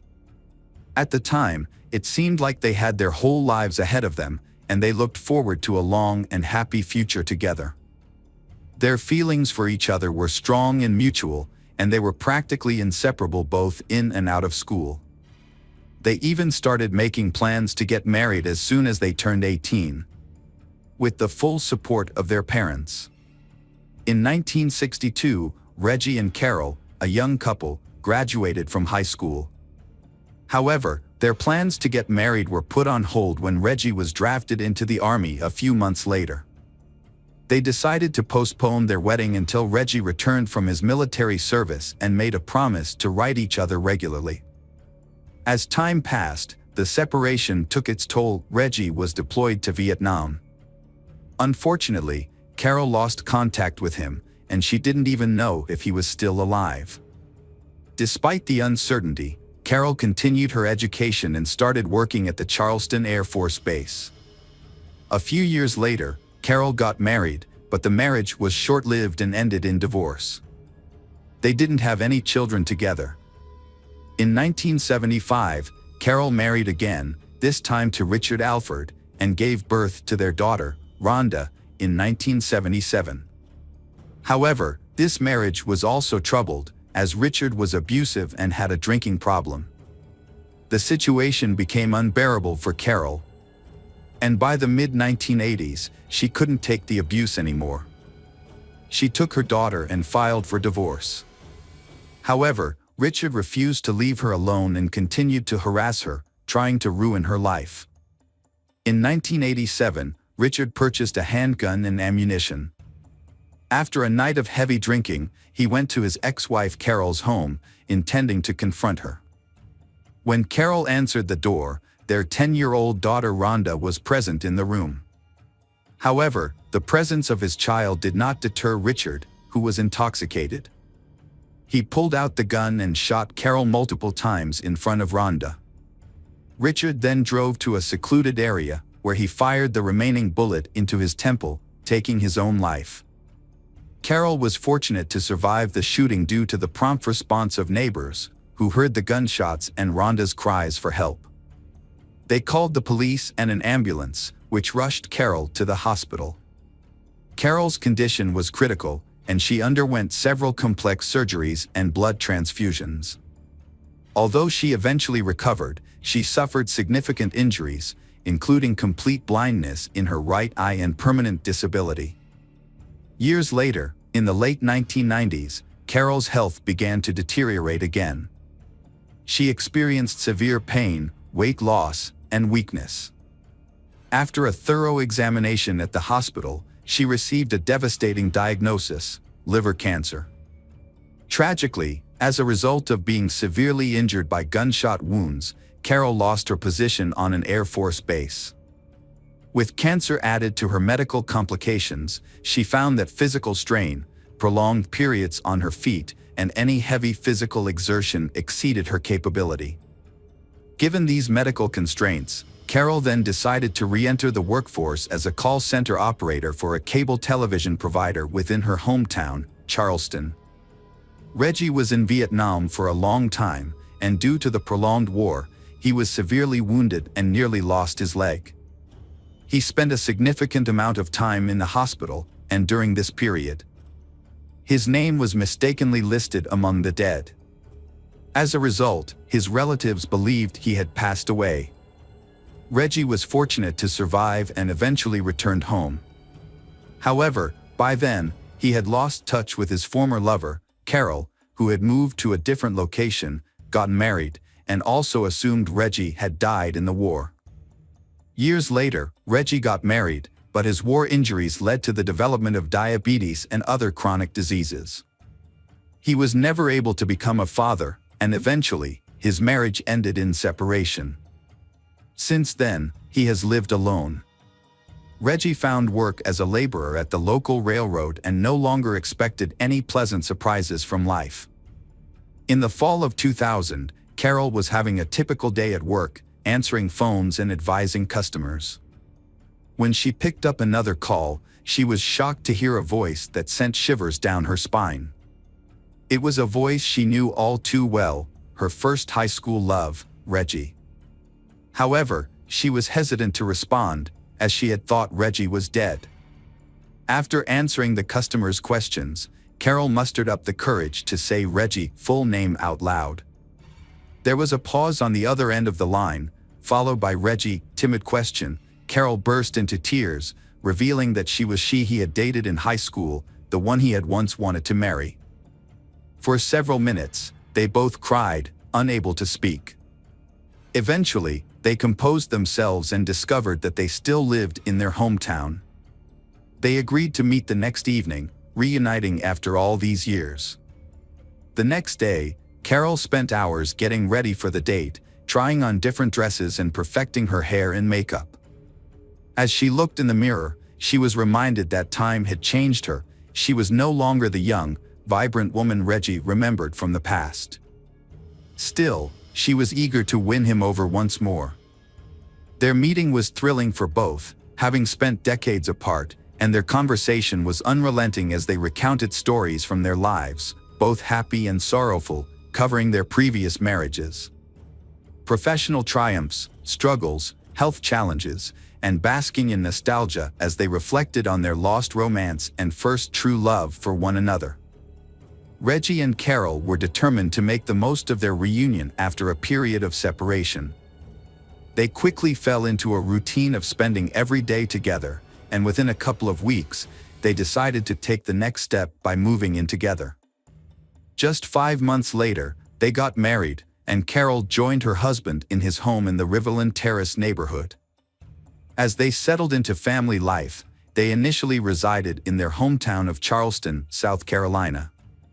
They were deeply in love, happy, and enthusiastic about building a life together. However, they faced some challenges, particularly with their health, as they were both still young but struggling with health issues. One of the neighbors who lived nearby was the Cole family, with whom Reggie had a long-standing acquaintance. The patriarch of the family, Stephen, had experienced firsthand the traumatic effects of the Vietnam War. Sustaining severe wounds during combat had resulted in confinement to a wheelchair for many years. His wife, Natalie, often prioritized her social life, spending time with friends at bars after work, instead of rushing home to take care of her family. As a result, their daughter, Tiffany, found herself frequently neglected and left unattended from a young age. Tiffany's situation improved slightly when she befriended the new neighbors, Reggie and Carol. During this time, Tiffany was still in high school, and the compassionate Carol took an instant liking to she. Carol felt genuine sympathy for Tiffany. For 5 years, Carol did her best to support and care for Tiffany, sometimes sponsoring cozy family meals, buying Tiffany clothes, and sharing enough allowance. Carol treated Tiffany like a daughter, showering her with love, care, and attention. When the Carol and Reggie decided to sell their Chevrolet Lumina minivan in 2004, Tiffany asked to buy it from them on an installment plan, as she desperately needed a car but had no money. They kindly offered to sell it to her for a minimal amount, which they divided into 12 monthly payments. In early 2005, Carol and Reggie made a difficult decision to leave their home and relocate to Florida. Their health had begun to decline significantly, and doctors advised them to move to a warmer climate with ocean access. Since Carol and Reggie were both retired, they decided to make a big change and start over. Carol and Reggie sold their large home in Charleston and bought a new place in Jacksonville, Florida. They also purchased a new Lincoln Town car. They was very happy and settled into their new life, making plans for their future together. Carol would call her adult daughter Rhonda every day to share her thoughts, plans, and daily experiences. However, in June 2005, Rhonda was surprised and concerned when her mother didn't call her as usual. At first, Rhonda tried to brush off her worries, hoping that everything was fine with her parents and that they would call her back soon. But when the next day passed without hearing from them, Rhonda's concern grew. She tried calling her parents' cell phones every 30 minutes, but they were now out of service. She also left messages on their home phone, but none of them were returned. Rhonda set out on a solo road trip to check on her mother and stepfather in another state. After a 5-hour drive, she arrived at their house. What struck her as unusual was the absence of a car in the driveway. Things only got stranger from there. As she approached the front door, she found it slightly ajar, an eerie quietness, and a light on in one of the rooms despite the bright sunlight outside. Rhonda called out for her mother and stepfather Reggie, but received no response. She ventured into the kitchen, where she was greeted by a scene that looked like a sudden and mysterious departure. A table was set for two, with food that appeared to have been left untouched for days. The rest of the house was also in disarray, with belongings scattered about and doors and cupboards left open. Adding to the sense of abandonment and unease, their bedroom showed signs of a thorough search, but it was unclear what the person was looking for or who was responsible. On the bedside table, essential medications were left behind, including her mother's cancer pills, which she took 3 times a day, and Reggie's insulin, which he administered hourly. Notably, their cell phones were completely out of battery, rendering them useless. Rhonda quickly realized that her mother and stepfather were unable to leave their home without their essential medications and cell phones. She immediately contacted the police to report the incident, alerting them to the suspicious individuals. They in the car was quickly added to the wanted list, and all bank cards belonging to Carol and Reggie were frozen. The first few days of the search yielded nothing, with no sign of the imposters or any witnesses.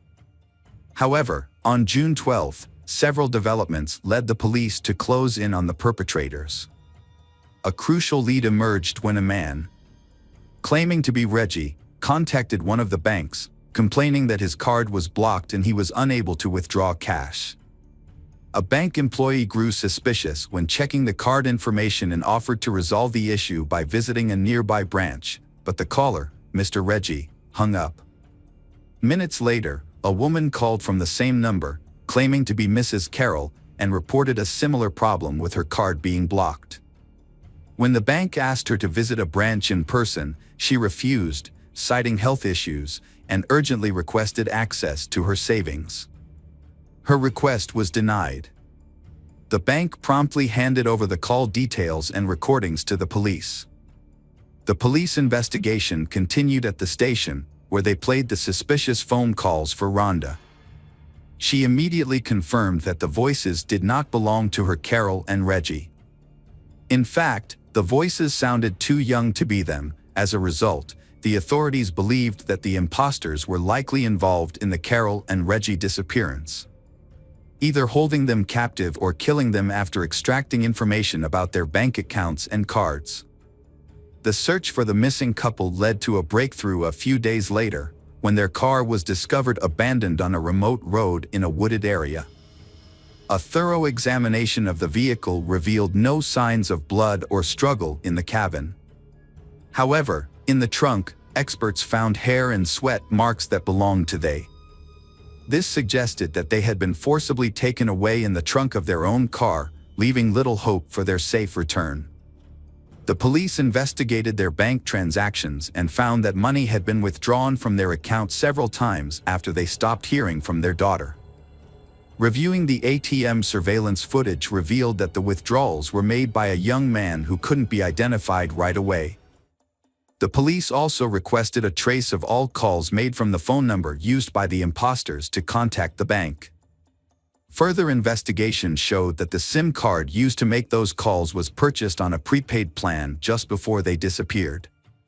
Unfortunately, the buyer's identity couldn't be determined, but it was discovered that the number was used to call a car rental company on June 6. Additionally, it was found that someone staying at a hotel had rented a Mazda RX-8 in the name of Tiffany Cole. Later, the same car was seen at the ATMs where the unidentified young man withdrew money from their accounts.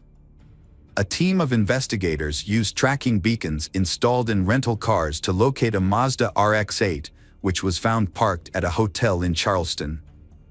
The car was linked to a couple who had been victimized by thieves, who had withdrawn $1,000 from her card and nearly $3,000 from her husband's card. A capture team was quickly dispatched to the hotel, where they burst into the room where the thieves were staying. The room was found to be filled with numerous packages and receipts from various stores, indicating that the thieves had been on a spending spree, purchasing items such as clothing, electronics, video games, cosmetics, perfumes, and expensive liquor. 3 people were found inside the location, clearly caught off guard by the police visit. Tiffany Cole, 23, her boyfriend Michael Jackson, 24, and Alan Lindell Wade, 19, all appeared surprised, confused, and frightened as police placed handcuffs on their wrists. The trio was taken to the police station, separated into different rooms for questioning, and initially pretended to be unaware of the accusations or refused to speak. A search of the premises uncovered significant evidence, including stolen bank cards, the laptop, some of Carol's jewelry, Reggie's expensive coin collection, the keys to their Lincoln Town car, and pawn shop receipts in Tiffany Cole's name. During the investigation, it was discovered that Tiffany had sold some of the stolen jewelry and spent the money with friends. After several hours of interrogation, Tiffany finally began to talk, bursting into tears as she confessed that she and her friends had robbed the elderly couple but claimed no further harm was done. The group then went on the run, using the stolen money for their own gain. Tiffany also implicated another individual, Bruce Kent Nixon, 19, who was paid $300 for his assistance in the crime. She stated that they never saw Bruce Kent Nixon again after the incident. Bruce Kent Nixon's decision to commit a crime was motivated by a promise of a fixed amount of money, which he quickly spent on illicit substances. As a result, he did not make an effort to hide or flee, living in the same city of Charleston. He was eventually arrested at his parents' home. It began in May 2005, when Tiffany visited the Summers to make a payment on a car she had purchased 6 months prior. The Summers, Carol, and Reggie were known for their hospitality and would often invite Tiffany to stay overnight or for a few days, treating her to good food and gifts. On this particular occasion, Tiffany arrived with her new boyfriend, and they were both welcomed to dinner and invited to stay overnight. During dinner, the Summers discussed their new life, and Carol inadvertently revealed that they had nearly $100,000 left over from the sale of their Charleston home, which they intended to use to enjoy their retirement without financial worries. Unbeknownst to her, Carol's careless comment sealed her in her husband's fate. Tiffany and Michael exchanged a telling glance, and that night, they began secretly plotting to get their hands on the Summers' substantial sum of money. In the morning, Tiffany and Michael bid they farewell and returned to South Carolina. Within a couple of weeks, they recruited accomplices and assigned roles and responsibilities. They then set their plan in motion.